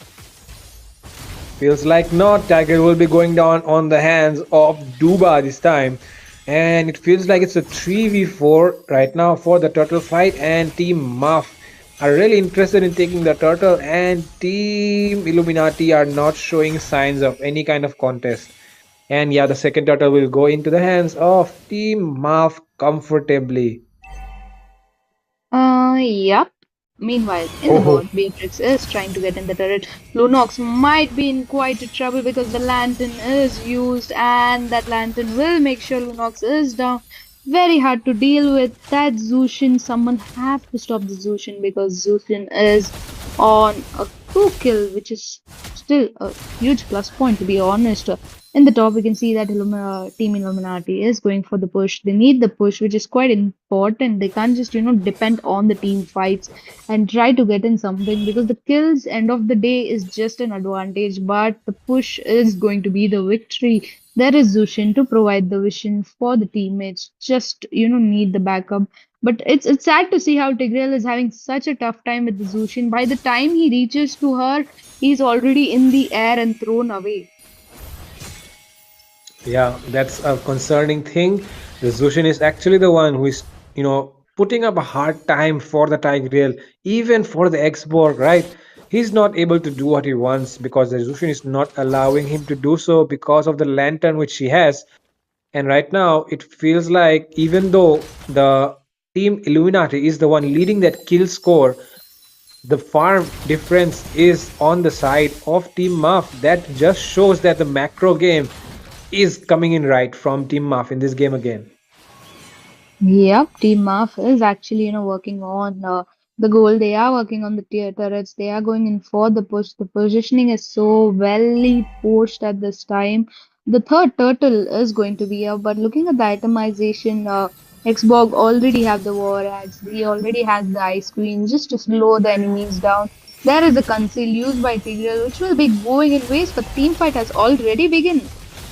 Definitely feels like the Oogish Forgot Shadow Kill has been used already. The Leomord though survives somehow. Mid lane tier 1 taken down. The turtle is on its way as well, being taken down. In the top lane though, a 1v1. And Neo comes out on top with her Beatrix. And circling eagle has been used. Turtle has to be taken down. It feels like they want to engage on this blue buff right now. The Leomord, though, he does not have, sorry, he does have his ultimate, but he will not be able to engage, and the blue buff will be taken away from him. And he will be proceeding towards his red buff. But meanwhile, look at that Beatrix. He's about to push down that top lane tier 1. Yep, the top lane tier 1 will be taken down. But but there is Zoshin just to poke 4 people down will have to retreat because that might actually be an overextend coming in. Right now, you know what Team Muff actually need to focus on is that Sicilian because that Sicilian has zero shutdown as is, and is completely focusing on the farm, which is actually a huge plus point because once that Sicilian is farmed, the damage is going to be so hectic, it's going to be so hard to deal, and I don't think the Lantern also will be able to do anything. So yeah, there is a very, very important shutdown to be taken down for Illuminati. I mean, through Illuminati, to Illuminati. Okay, so yeah, the gold again is favoring Team Maf. They have taken 3 tiers, actually 4 tiers down. They have taken 2 turtles in the early game. They kind of lost the map control, but here they are again. Look at that angry cat providing vision will be in trouble, but using the ultimate just to retreat. That tease was going to be life costing, to be honest. Definitely. And it feels like, the side of Team Illuminati is really relying on that Sicilian Wookiee to carry this game. But the side of Team Maf knows this pretty well, and that is why they're trying to deny the Sicilian of minions. They are delaying clearing out those lanes, because of which the Sicilian is forced to just stay back behind, and he is actually lacking behind in the farm right now. Even though the KDA looks pretty good, it's a 006. He has not went down even once, but Team Maf is doing a pretty good job at denying the Sicilian of his minions, because of which he's not able to get those items fast. I agree, and the Lord has already spawned. The fight has already begun. There is Tigreal to provide the vision. There is Xbox, but I think it's going to be an easy Lord for Team Up until and unless Leomord pops his ultimate on time, but not really. Quietly, it will be retreating at this point. All the 5 men were there. They should have, just gone in for that fight. They could have actually won, to be honest, but they didn't. They were just playing very safely. Yeah, and playing it safe won't do very good this time, I feel like. But yeah, definitely, because they have the Sicilian, so I feel like they're depending on it. But depending on it too much, I feel like it won't be good for them in the long run. Because right now, look at the goal lead, right? It's already almost reaching that 5K mark. And once it reaches 6K, there will at least be a one or two item difference in both the teams, and that will create a lot of problems for both the sides right now. It feels like the Tigreal is being, just being poked around by this lantern. But definitely the Lord is marching down in that bottom lane side, and things might be going down somewhere. Look at the Leomord. Yep, the tiers are important, and it's a smart move to just make sure that those minions are cleared off. The bike will be called off because in a lot of trouble that Leopold will retreat. Oh! And there comes, damn, that was so beautiful. A beautiful IM offended play coming in from Akatsuki. And right now it feels like they're working on the Lord. They're trying to take it down, but there's not enough damage on the Leomord to do so alone. Sicilian has reached the scene, and he's the one who will be taking it down. The tier 1, sorry, the tier 3 might be going down, does not go down. And they're able to successfully defend all the inhibitors, even though they had the first Lord. And it will go down in the hands of the Beatrix.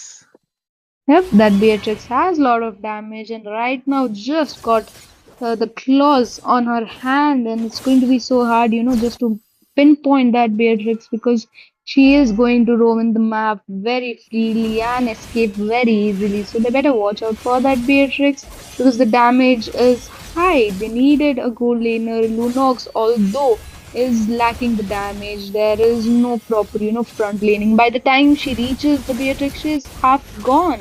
So right now all Illuminati can do at this very moment is play defensive. But how long? Because the second Lord is going to be up in less than let's just say 36 seconds, and it's going to be the enhanced Lord. Like the last game, Team Marf will definitely be looking for the Lord. They are going to take the shutdown on the Lord, making sure the Lord marches from the bot, and it might be an end, but the team fight has already begun. Yeah, look at the angle though of that Hayabusa. He takes down that shadow so well. Look at that Leomord goes down. The Ruby went down as well, but double kill. Oh my god, Lunox trying to take things in her own hands, but she will be going down as well into the hands of Neo. The goal laner matchup is still favoring Team Maf, and two men went down on each side, but it feels like Team Maf are on the upper hand because they have the Lord at their hands with no contest. And they have the Beatrix as well, who is just going to melt that Lord down very badly. And there comes the Blade of Ephesus for that Beatrix. I think that was the last item. I am not sure. Maybe we'll just look at the itemization and we can know, at what point that Wookie is. Wookie is just on 2 bill. Look at that farm. That's the like least farm anyone has in the whole map. Just the glowing wand and clock of destiny is not going to help that Wookie, man. I feel so sad for Wookie because that farm was denied. They made sure that he didn't get farm, as you mentioned, and it's quite sad to see that Sicilian with such less farm. Meanwhile, we can see that Beatrix is completely farmed, just a last itemization. Two BODs coming in from Team Muff. They are looking for the end. They might go for the end. The Lord is on the top. They are going in for the push. They have the map control, but this Team Illuminati in the position to defend. I mean, they can defend. They are just melting the Lord down. Yeah, definitely right. But they will be losing that mid lane inhibitor right now, so it's exposed from two sides. But I don't think it's enough to end. The Zushin is doing her job pretty well. Tigreal might be going down, goes down into the hands of the Zushin already. And right now, the minions are marching in as well. So, Lunox has been taken down. The Okay, Neo being taken down as well. Zushin, I mean, there's no way they can deal with the Zushin right now. The Sicilian is still there though. But like you said, not enough farm on him. Wishing Lantern just picked up by the Sicilian. It might be enough, but I don't think so. The base is exposed and they're taking down the base and it will be secured. And game number 2 as well goes into the hands of Team Maf, and Team Illuminati will be going out, I guess. Yep, I mean they did try, guys. I would actually give them a heads up for the try, but Team Off is smart enough and they know the whole strategy. They did really well. Shout out to that angry cat because that Zuxin was the gameplay. She knew whom to exactly target. That Tigreal had such a tough time, and the Lunox didn't work in the mid for them. It didn't work in the goal for them, so they were kind of stuck with those picks. But yeah. I like how Sicilian just have 009 and the MVP as well. Yeah, definitely. The Sicilian did so well in this game. Like look at his damage. He is the one who dealt, the second most damage in the game. But the fact is, they denied him the minions and they denied him the of the farm, because of which the Sicilian was not able to, do what he does best, is dealing damage from the backlines. But Ray, I will be asking you in this game, what do you think went, wrong for Team Maf? Sorry, for Team Illuminati.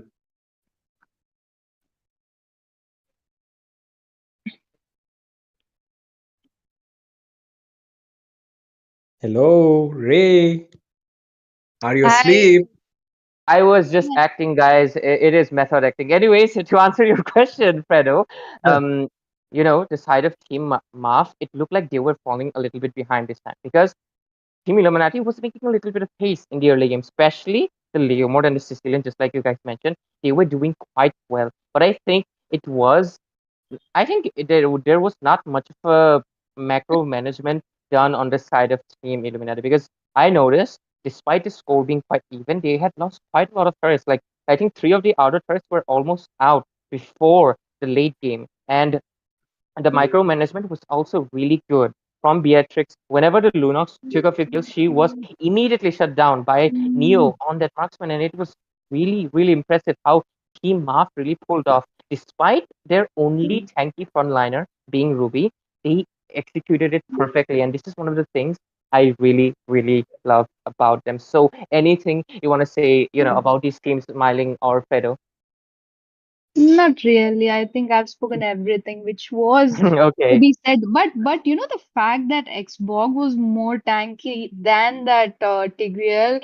Look at the damage taken by the Xbox. That is 31%. I feel sad for the Tigreal because that angry cat made sure that Tigreal is Mhm. nowhere to be seen in the map. Every time the Tigreal tried coming even a little close to team map, that Zushin would pick him and throw him away just like that. Like, who are you? Get lost. Kind of situation. So yeah, that was very harsh to watch, but I think it was a very dominating game coming in by Team Maf, well known for their aggression. They actually nailed this game.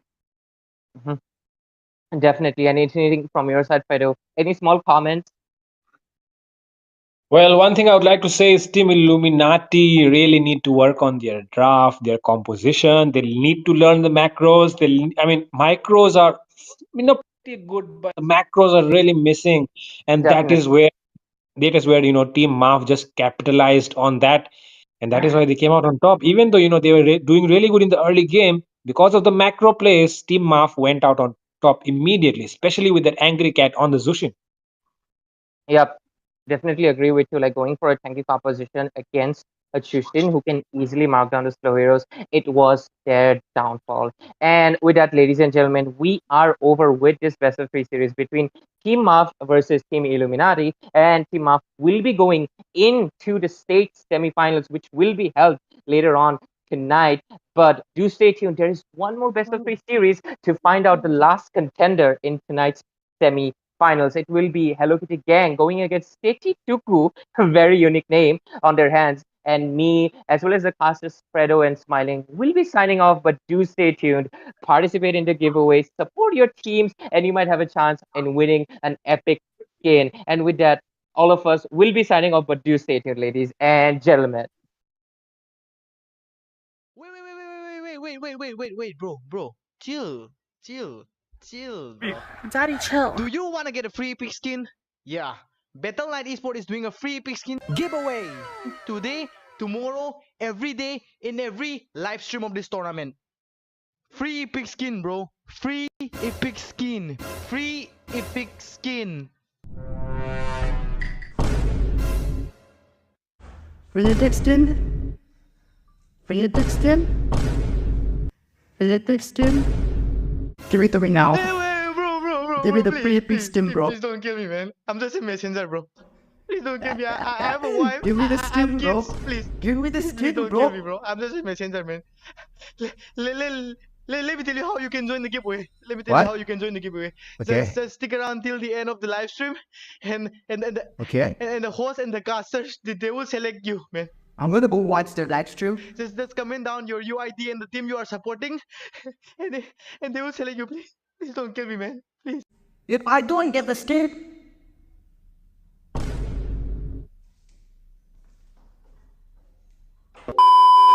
Yeah, if you want to win the epic skin, just stick around till the end of the live stream and just comment down your UID and the team you are supporting. That's all, man. That's all. Good luck, guys.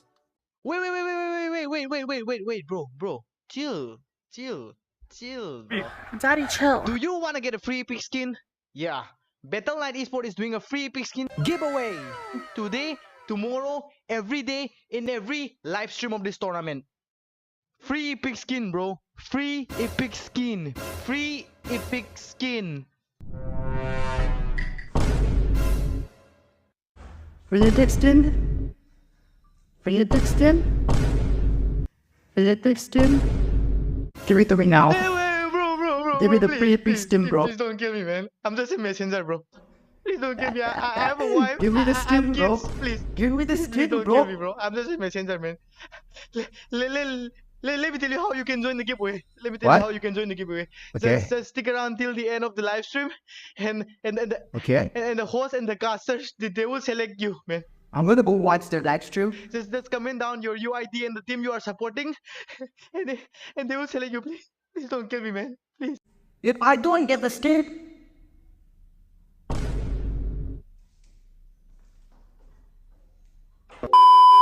Yeah, if you want to win the epic skin, just stick around till the end of the live stream and just comment down your UID and the team you are supporting. That's all, man. That's all. Good luck, guys. Wait, bro. Chill, chill, chill, bro. Daddy, chill. Do you want to get a free epic skin? Yeah. Battle.net Esport is doing a free epic skin giveaway today, tomorrow, every day in every live stream of this tournament. Free epic skin, bro. Free epic skin. Free epic skin. Epic skin? Epic skin? Epic skin? Give it to me now. Bro, Give me the please, free epic please, skin, bro. Please don't kill me, man. I'm just a messenger, bro. Please don't kill me. I have a wife. Give me the I have skin, bro. kids. Please. Give me the Please skin, don't bro. kill me, bro. I'm just a messenger, man. Let me tell you how you can join the giveaway. Let me tell What? you how you can join the giveaway. Okay. Just stick around till the end of the live stream, and Okay. the host and the casters they will select you, man. I'm gonna go watch the live stream. Just comment down your UID and the team you are supporting, and they will select you. Please don't kill me, man. Please. If I don't get the skin,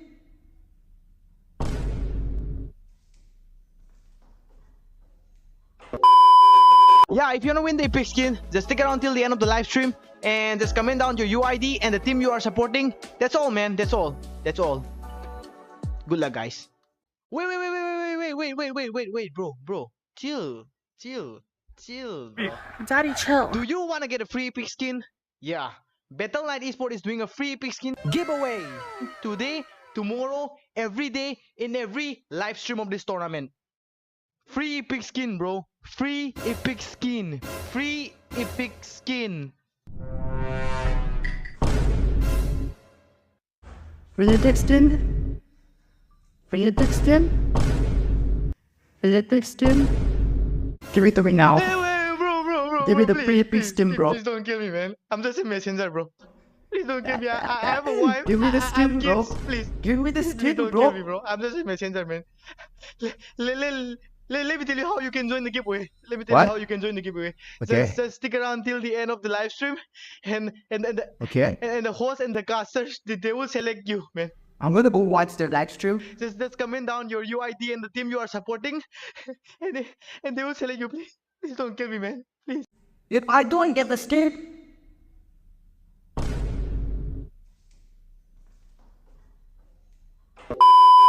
Yeah, if you want to win the epic skin, just stick around till the end of the live stream and just comment down your UID and the team you are supporting. That's all, man. That's all. That's all.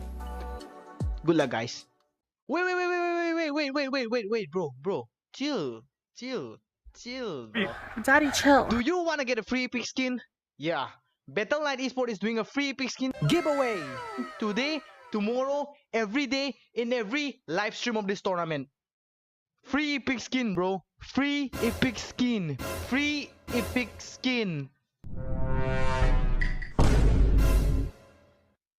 epic skin?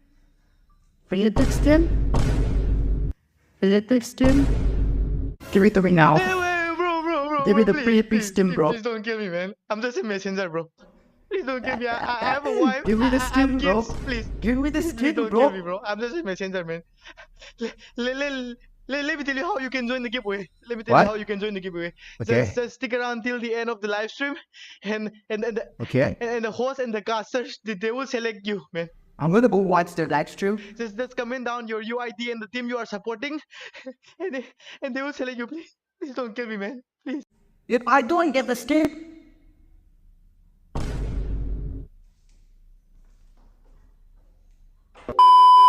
Yeah, if you want to win the epic skin, just stick around till the end of the live stream and just comment down your UID and the team you are supporting. That's all, man. That's all. That's all.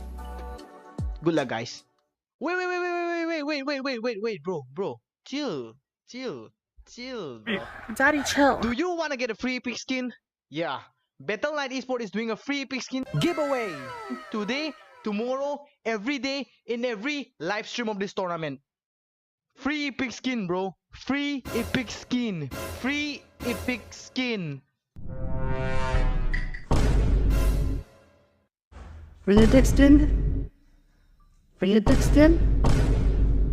Epic skin? Give it to me now. Bro. Give me the please, free epic please, skin, please, bro. Please don't kill me, man. I'm just a messenger, bro. Please don't kill me. I have a wife. Give me the I have skin, bro. kids. Please. Give me the Please skin, don't bro. kill me, bro. I'm just a messenger, man.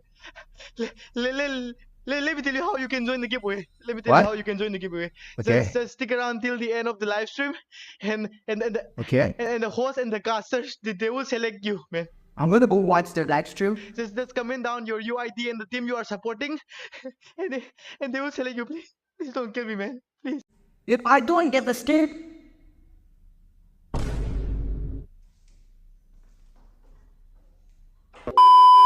Yeah, if you wanna win the epic skin, just stick around till the end of the live stream and just comment down your UID and the team you are supporting. That's all, man. That's all. That's all. Good luck, guys. Wait, bro. Chill, bro. Daddy, chill. Do you wanna get a free epic skin? Yeah. Battle Knight Esport is doing a free epic skin giveaway today, tomorrow, every day in every live stream of this tournament. Free epic skin, bro. Free epic skin. Free epic skin.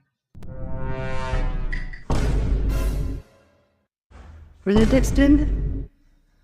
For the Dixon? For the Dixon? Give it to me now. Bro. Give me the please, free please, stim, bro. Please don't kill me, man. I'm just a messenger, bro.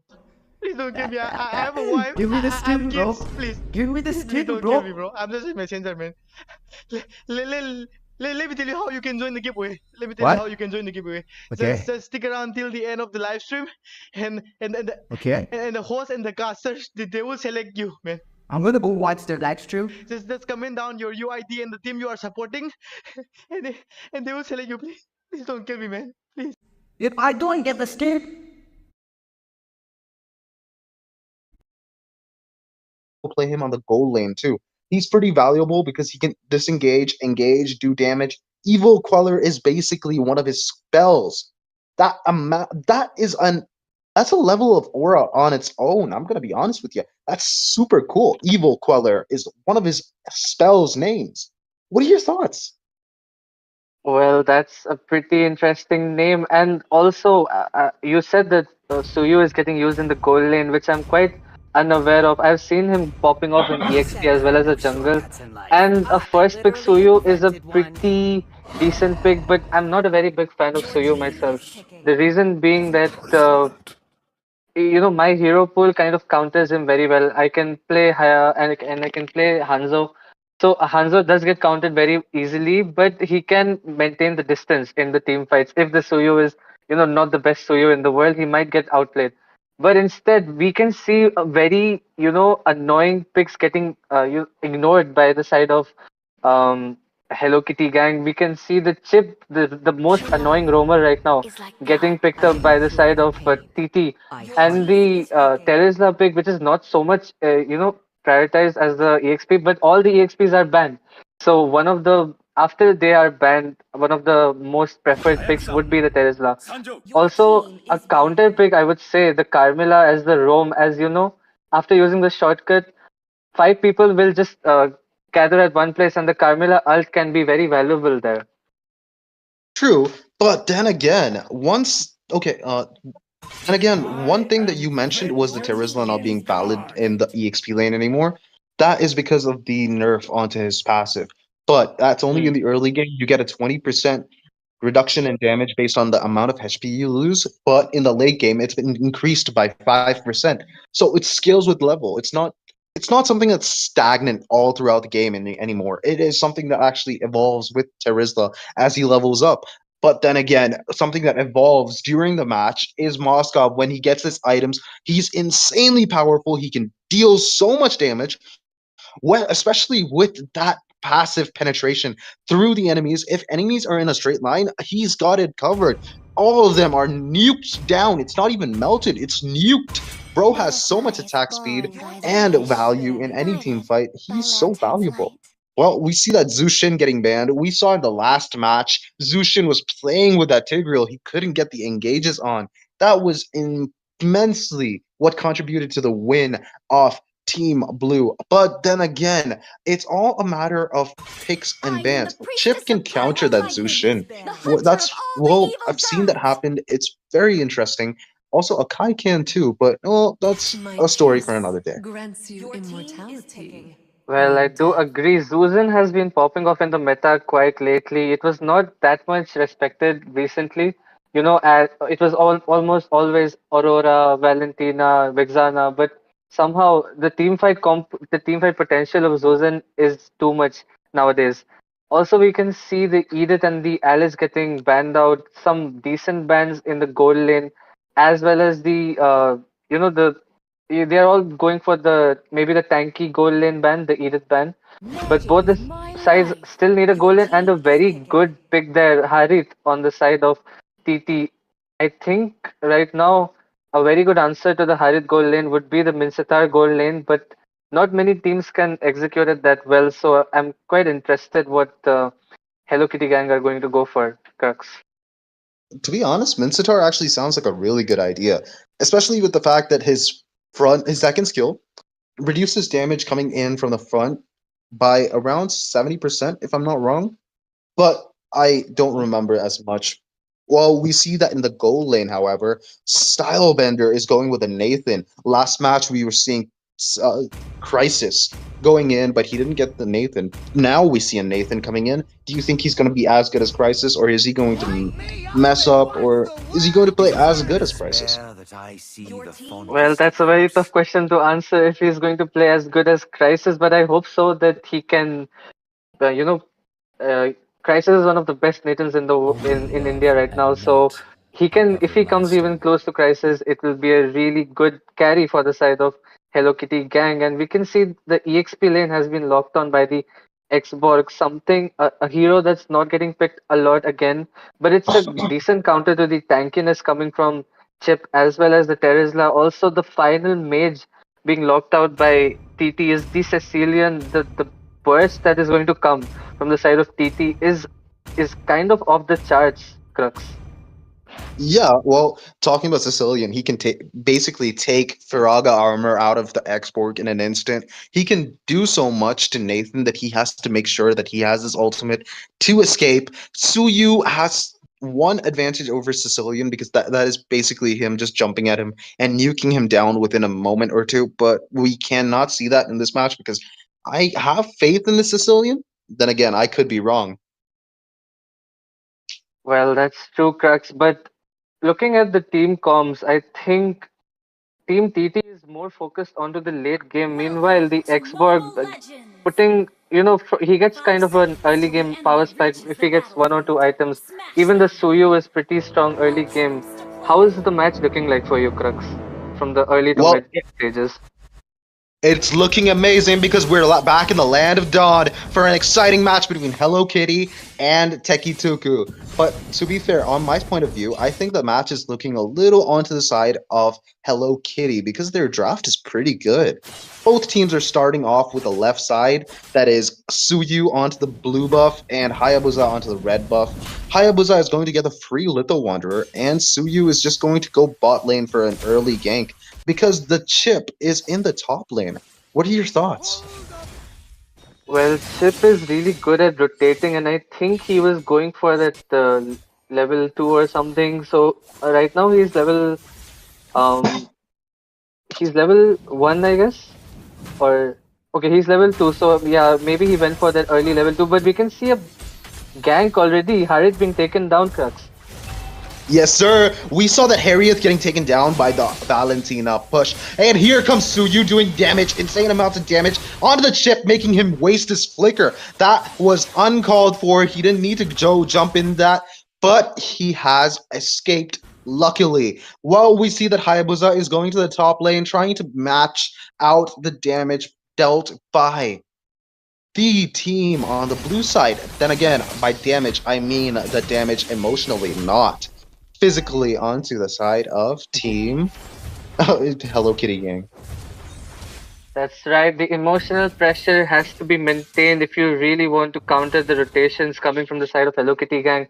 Haya is already here for the turtle. He might be looking for something, but no, there's no valuable target right now. The turtle being started by Hello Kitty Gang, Crux.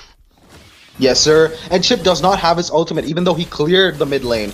And here comes the penalty zone from the Terizla, and the chip steals the turtle. Insane gameplay. Firaga armor is down, and then they actually go down to the Shadow Oogie kill. Penalty zone being copied off of the Valentina. IMU completely turning it around, but she has to back off. This is not going to be valuable for Team Hello Kitty. No, wait. It's going to be much more valuable for Hello Kitty Gang, even though they lost the goal lane in the early match. What are your thoughts on this? That was an insane team fight coming in. Well, I'm very confused. How did even Chip get the turtle? And it after that, I think another fight breaking out, the Crux. Yes, sir. In the bot lane, we see that the ultimate of Chip has been popped off. Carmilla's ultimate, the blood of curse, the curse of blood has been popped. Terizla gets the kill onto the Carmilla, which is unnecessary to pop his penalty zone. Actually, well, his first skill hit the Carmilla, so I would say that was unnecessary to use the penalty zone. Save it for another time, but that's all okay as long as they secure the kill. They secure our kills. Shinman Takuzo will be proud, aren't you? No, to be honest, tell me the truth. Do you think Shinman would be proud right now? I do believe he would be proud because there's nothing called as my kill or your kill. It's all of the kills are actually our kill. Meanwhile, in the bot lane, Haya going in with the shadow kill. There's the flicker and the entropy by. Okay, flicker is still there for Nathan. It gets used now to survive from Sicilian. And it looks like Hello Kitty Gang are not finding the rhythm, even though they have a fairly early game based comp. That one turtle loss where Suyo was in a very good position to rectory, and Chip got it kind of dwindled their mental right here. True, but I have a question. Isn't Hello Kitty Gang on the red team? I think I made a mistake during the draft. But here comes Hayabusa coming in with the quad shadow, trying to get the kill onto the X-Borg, but his Viraga armor is just too intimidating for him to actually pop his ultimate. Then again, we see that both teams are going to contest for the early turtle, and both teams are giving vision for their hypers. Both hypers are taking it slow and playing safe. Do you think we're gonna see another chip turtle steal when the Hayabusa is taking the damage of the turtle, which is not that good, but it's all right. Suyu is going to lock in, and he pops. Okay, he uses the retribution, but still the Borg does enough damage. We see is being caught off guard. Sicilian doing damage. Suyu chasing that Sicilian. Sicilian has been taken down. Carmilla .HP, Valentina .HP, Hayabusa .HP, and all of them have to back. Chip is trying to chase alongside Terizla, the Suyu, but that's not going to be enough. Terizla is too tanky, even with the nerf. He's too tanky for Suyu to do anything. Suyu has to take the L and walk back. Even okay, to be fair, X-Borg did so much in that team fight. He gave vision, he gave the zoning out, he did so much. I do agree. Okay, by the way, Crux, our red side is TT and our blue side is Hello Kitty Gang. And okay. And what's happening, Crux? It feels like both the junglers are not even okay. Chip gets spotted out, but he's a chip though, so the damage won't be enough to really take him down as of now. Haya marking someone will be backing off. So what's happening in the turtle fights, Crux? It feels like both the junglers are not interested in taking the turtle. In the first turtle fight, Suyu messed up his retribution, and in the mid lane though, okay. In the mid lane, we see that Sicilian was getting ganked easy, but he is able to come back with the ultimate. The bats coming in was giving him enough heal. X-Borg and Suyu are trying to chase away the Terizla, not knowing that he's one of the most tankiest heroes. Hayabusa comes in with the Ogi Shadow kill and the Quad Shadow, almost getting the kill on the Valentina, but has to back because that amount of damage that X-Borg and Suyu are dealing was too much for him to handle, and that stun from Valentina was just nail on the coffin. To be fair, on the question that you asked me, both junglers are not able to take the turtle. We see that Chip stole the first turtle, and X-Borg stole the second one. There is a big retry gap. Like both teams should learn how to use the retribution properly. In my opinion, at least. Well, that's right. But the third, we see the Chip's ultimate being popped off. Terizla coming in with No, I think that's the Valentina. Oh, the called shadow on the Valentina, taking down the Valentina.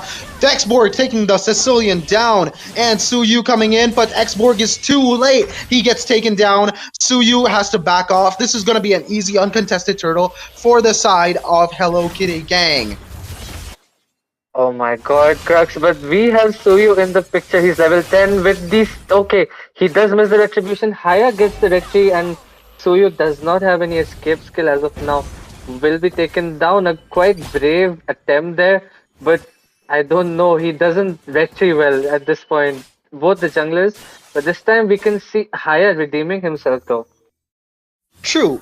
If at all Haya didn't have that, a shield from the turtle, that would have been an easy death on the side of Hayabusa because he had so low HP. Now, right now, Haya gets caught off guard with the Carmilla coming in, but Quad Shadow is there to save the day. He can escape like a true ninja. Right now, there is a gap onto the side of Hello Kitty. They're actually having the advantage. Chip has to run away with this bag of chips into the tower. There might be a chip engaged with the ultimate, but do you think a shortcut would actually turn this tide around? Do you think Carmilla, Valentina, and Nathan are gonna take... No! Carmilla is popping the ultimate. The Curse of Blood is completely catching both Chip and Harriet, but the team fight is completely turning around because the Chip ultimate has completely called in the whole team. This is an Avengers Assemble moment. The portal of Doctor Strange has come into play. Do you think Chip needs to get that commemoration Doctor Strange skin? Do you think so? Well, it is a very it is a very interesting thought that he should get the Doctor Strange skin because his portals are going crazy in this match, and Chip is actually low-key carrying every single team fight after the second turtle, it feels like.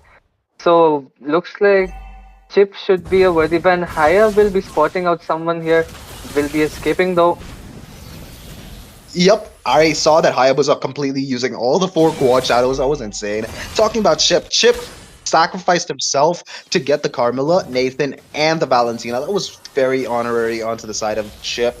But then again, this is a team game. They actually got so much value out of that team fight. They're able to secure the Lord. If at all, Hayabusa actually pops in the quad shadow and the ultimate, gets in the kill on the Valentina. Right now, Xborg has used up his ultimate. The Curse of Blood has been completely has caught 4 people. Hayabusa is taking the Lord, taking a lot of damage unnecessarily, but his team is back there to help him. Suyu can't get into the Lord. He gets completely zoned out by the Terizla and the Chip. Haya is able to take an easy Lord, and that is so much value onto the side of Hello Kitty Gang. Well, that's right. The Crux, I told you that Suyu first pick is not a bad jungler, but still, if you are not capitalizing on that early game snowball, there are many assassins who can punish Suyu so hard. And I talked about Hayabusa, the Hanzo sometimes, if the Hanzo is really good, the positioning and everything. So it feels like Suyu did have some aggression in the early game. He had some objectives here and there, did get the okay, Haya going in though. Haya going in with the ultimate and the quad shadow, gets the kill on the Valentina. He's taking every chance. Nathan has been taken down by Terizla, getting the double kill with the kill on the Carmilla. They're pushing down on the tier 3. Hayabusa taking a lot of damage, but doing enough damage to make Suyu go back. Tier 3s are all that's left, except the bot lane where tier 2 is still alive. Nathan has done a good job defending, but tier 3 is under pressure with only Xborg and Suyu to defend. The amount of minions coming in from both sides going to take down the top. No, it's not top. I mean the bottom lane at tier 2. And all 3 sides are going to lose their protection blast. Well, that's true. The protections are gone, the passives are gone for the turrets, and it's going to be the 12-minute mark as well. Haya going in with the shadow kill. I don't think he'll get it. Okay, he does get the kill on the Nathan. Godlike there for Hayabusa. He's just styling at this point on the side of Hello Kitty Gang, and there's no answer that Hello Kitty Gang can possibly make right now as it's a fed Hayabusa, and the goal lead is only getting higher and higher. Crux. Yeah, yeah, true. 5 to 18, that's a lot of kills. The goal lead is 10K. I'm gonna be honest with you, the amount of pressure coming in from Hello Kitty Gang and the styling coming in from Hayabusa. Chip gets caught in. Terizla pops in the penalty zone. I'm sorry, but the Valentina gets completely taken down for that disrespect. And here also Firaga Armor is taken down. Nathan gets the kill onto the Harriet. Suyu getting the kill onto the Chip, who actually engaged inside the tower. Not good, but still, the Quad Shadow and the ultimate coming in, trying to take down the Suyu, but cannot happen because Suyu dashed away. That was good team fight potential. Nathan getting the Holy Crystal. This is coming in a lot stronger than I thought. Hayabusa didn't even buy the Sky Piercer, to be honest. What's your thoughts on this? Well, if I was higher in such a dominating game, I would have definitely gone for the Sky Piercer. But some junglers they just don't care about Sky Piercer. They believe in raw damage, and he's one of them. Mizuki is one of them, and he prefers going in, getting those HPs melted down, and then winning the whole team fight. So maybe he doesn't like the Sky Piercer build in general, but the second Lord of this match has come out, and it's going to be a enhanced Lord, a luminous Lord. What are your thoughts about? Okay, it looks like it won't be contested at all. The team It's an fights will not be uncontested breaking kill. out as of now. Yes, sir. So Yes, sir. the It was an Lord is uncontested coming. kill. Yeah, so the luminous Lord will be coming, Crux. And is there anything that Hello Kitty Gang can possibly do? As at this point, it looks like it is looking. There is no answer to Hayabusa as well as the Harit engage. Hayabusa is jumping into the backline, taking that Valentina every chance he gets. That is insane gameplay, macro gameplay coming in from Hayabusa. The Suyu doesn't really have an opening because of how tanky the Chip and the Terizla are. So every time he engages, both of them jump onto him, and he has to back using the Evil Queller, which is not that good of an option for him. Right now, bot lane tier 3 is going to be taken down by the Enhanced Lord, the Luminous Lord's Dash, and the mid lane will also be taken down, possibly.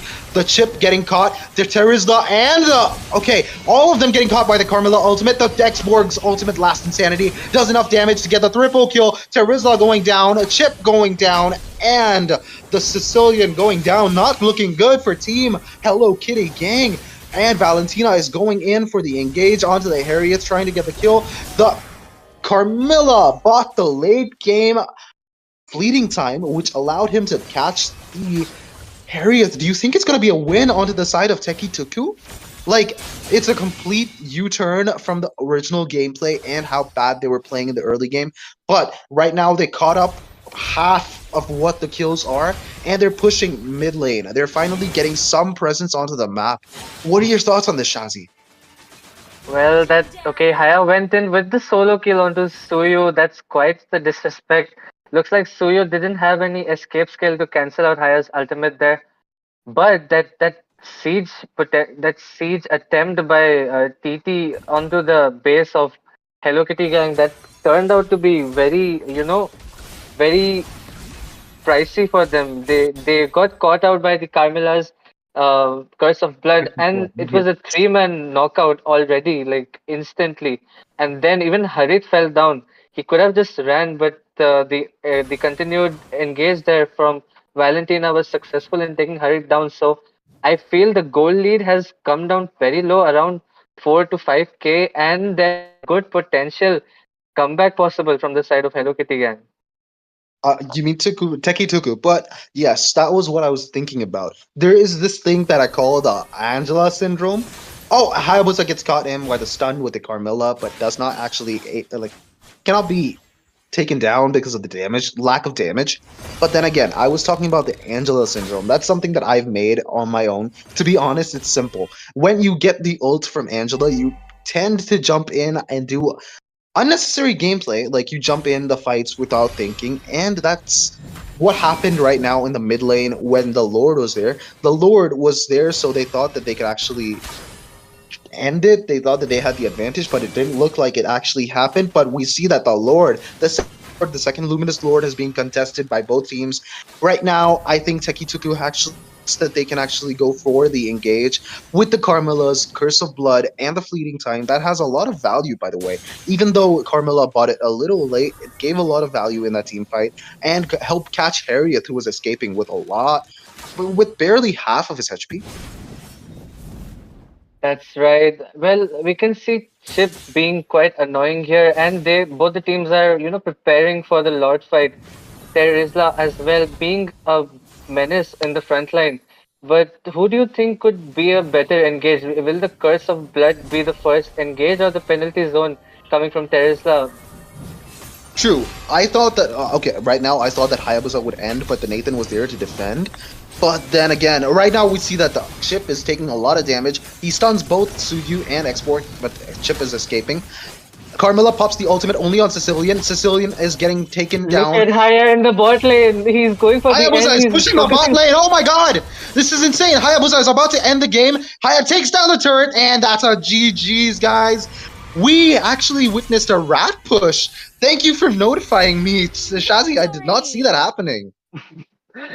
Yeah, even I did. I didn't. I wasn't aware that Haya could have done that. But when you said Haya pushing and Nathan defended, I was only looking at Haya, and he actually didn't like leave for the Lord fight. He saw Nathan kind of showed himself in the map most probably, and he went in all in for that end. Quite a. I think Hello Kitty gang will be quite depressed after seeing Haya in the game like this. To be fair, I was actually excited while seeing that because that's the same thing that I do with Argus all the time. Like when I get the chance, I see the map, I jump in, I take the tower down, and then I end the game. Whenever Argus is available, I pick him because I want to do the rat strategy. Even if I have a 0-10, I'm still rat pushing and taking down turrets. It is so fun to do, and the amount of map gap that you can actually put on the enemies. That was so fun. Yeah, that was quite a crazy backdoor there by Haya. Hello, Jinx, though. What are your thoughts? What really went down here? Oh my God, Mizuki, what were you doing? What were you doing, right? The whole side of Team TT was so engaged with the law that they forgot to clear out the lanes, and that's where Hayabusa just came in, ended the game immediately, right? Back door, just what we expect from a Hayabusa. You always need to be aware of the map, where the minions are, where you can, quickly end the game, and that's what he did. So, good going by. I think Hello Kitty Gang, right? They won out this time. Yeah, true. They did win this. They won this match. Yes. They won this, but there's still two more matches, guys. So TT can come back. It can come back. It's a best of three. They do have a chance. Now I have to ask you guys, Shazi, what do you think went wrong for the side of Team TT other than the back door? Well, other than the back door, they didn't have anything to lock down Haya as well as the Harith. They only had the Curse of Blood, which if they miss, there's nothing stopping Haya from dashing in and dashing out, as well as the Harith. So they could have gone for some hard lockdown heroes, maybe the Mincetar Gold or even a Kaja or something would be better to lock down the Haya or even take down the Harith early in the fight so that they could have won or turn around the team fights. Other than that, it was a really good snowball and discipline coming in from the enemies, and hopefully they can work on the draft the next time. I agree. Now, Crucifix. So the side of Team TT, right? There was a somewhere in between where we thought they might just win it, where the Lord came and they sort of did a small comeback, and we thought, oh my God, they might just win this game, but they did not. Now, next time around, second match of this, what do you think? What changes should they make so that they can win out next time? See, the moment they actually banned that Diggy, they should have just picked hard CC, but they did not. That was the most lack of. Okay, that's the one thing that they actually lacked. They lacked hard CC, especially with the Carmilla. She is just there to split damage between the team. But other than that, Valentina can only copy the Terizla ultimate for CC. And then the chip ultimate is not valuable for Valentina anyway, because all the teammates have to be around if at all Carmilla is nearby. So I'd say the draft itself was a bad thing. Okay, again, I repeat, every time you're in a Mobile Legends match, 60% of the match is already decided in the drafting phase. 40% is how you play it. So you have to focus a lot onto the drafting. That is true. Hopefully, though, like you said, and as well as Shazi, that they do something different next time around. They still have one more chance, and maybe they can take us to a game number three.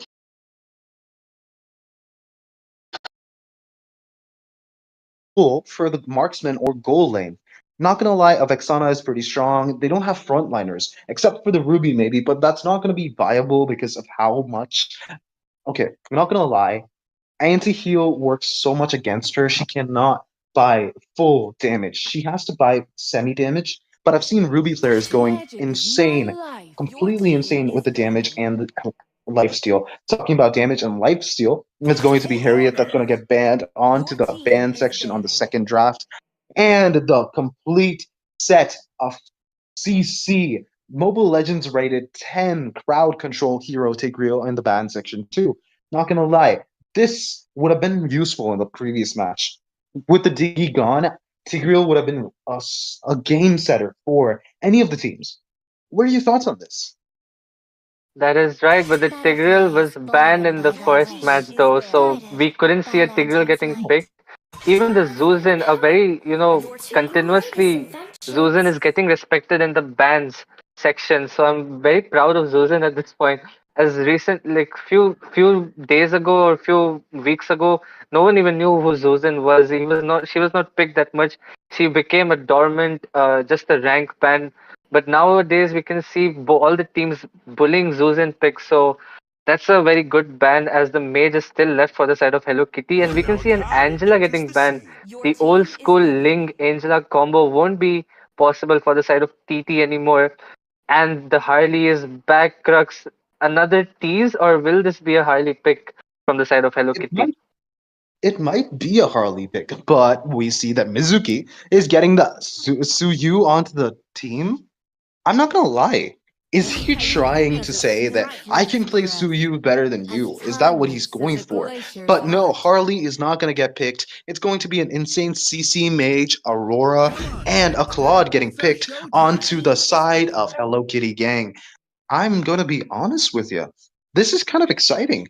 With the Akai coming in, I think the Frigid Glacier is a good counter to that ultimate. The heavy spin can't really do much when the Frigid Glacier hits, and especially with the fact that Frigid Glacier actually scales. The freeze on the Frigid Glacier actually scales with the amount of magic power that you have. You can get CC'd for up to 2 minutes and no, not 2 minutes, 2 seconds, 3 seconds, or maybe four with 2 minutes. Oh my god, imagine being CC'd for 2 minutes. Oh, I'm talking about the old Selena. Oh, that was forever. 5 seconds of CC. Jeez, that was too much for him to handle. And then we see the Bruno getting picked onto the side of Teki Tuku. With the drafts done, what are your thoughts on the teams and their picks? Well, Teki Tuku have a very decent front line with the Ruby, with the Akai, but it all comes down to how well Ruby will be going for those I am offended, and Akai how well he can pin the lineup of Hello Kitty down. But instead, we have seen Aurora, which is a very good counter to the Akai. If Aurora can purify out of there, does Aurora have the purify? Not really. She has the flicker, but if she has the right positioning, she can actually stun the whole team of TT as they follow for the Akai ultimate. So the front line is kind of lacking. You have the Gatot Kacha only for the side of Hello Kitty, but the engage potential of Hello Kitty is actually insane with the Yuzong and the Gatot and the Aurora's Frigid Glacier. So I think it will only come down to the execution at this point. We will kind of ignore what happened in the first game. It looked like a snowball, but I am looking forward to some crazy executions from these big ultimates that we have for us.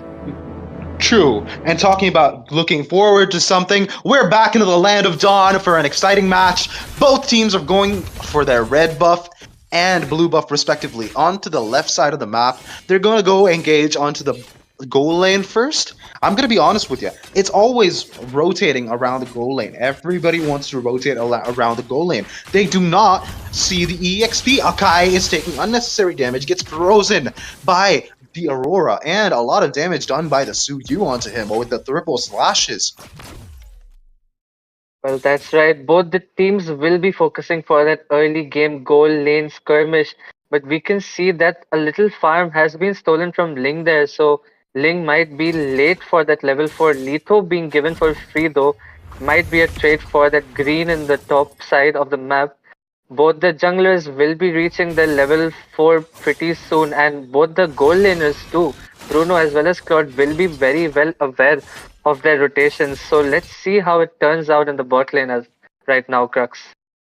Talking about that, Suyu doesn't really need the level 4. He can just engage with level 3 and that's good enough. Right now we see that everyone is actually concentrated onto the bot lane and Ling might get caught off by the Aurora, but Aurora chooses not to. He's hiding there with the Yuzong. They're waiting for a chance, Petrify ready, and everyone is just waiting there for an opportunity to jump on them.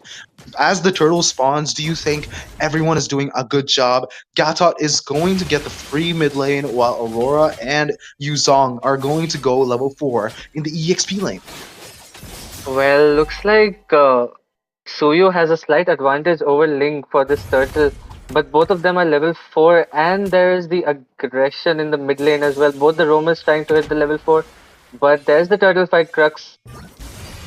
To be honest, the turtle fight is going to be taken onto the advantage of Hello Kitty Gang because Yuzong comes in as the Black Dragon, Aurora with him, doing a ton of damage with the ice powers that she has. Yuzong transforms back from the Dragonoid form, and Aurora and Gatot are going down to the bot lane to gank the Bruno. Do you think he's going to be safe? Do you think he's going to actually be taken over? Like, is the bot lane going to be a free push if Bruno goes down? Well, Akai is giving Bruno the required vision, and Bruno does have the flicker for now, so he looks safe.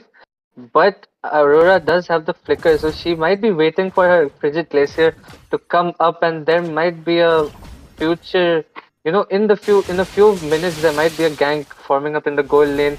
Both the junglers will be rotating bot side as well, so let's see if we can see some engage. The roamers need to engage. There's the stun onto Akai. True, the Akai gets caught, but he returns with a heavy spin, completely pushing away Gatot. And here comes the ultimate Avatar of Guardian, comes onto the Vexana, gets caught by the Avatar and the Claude's ult.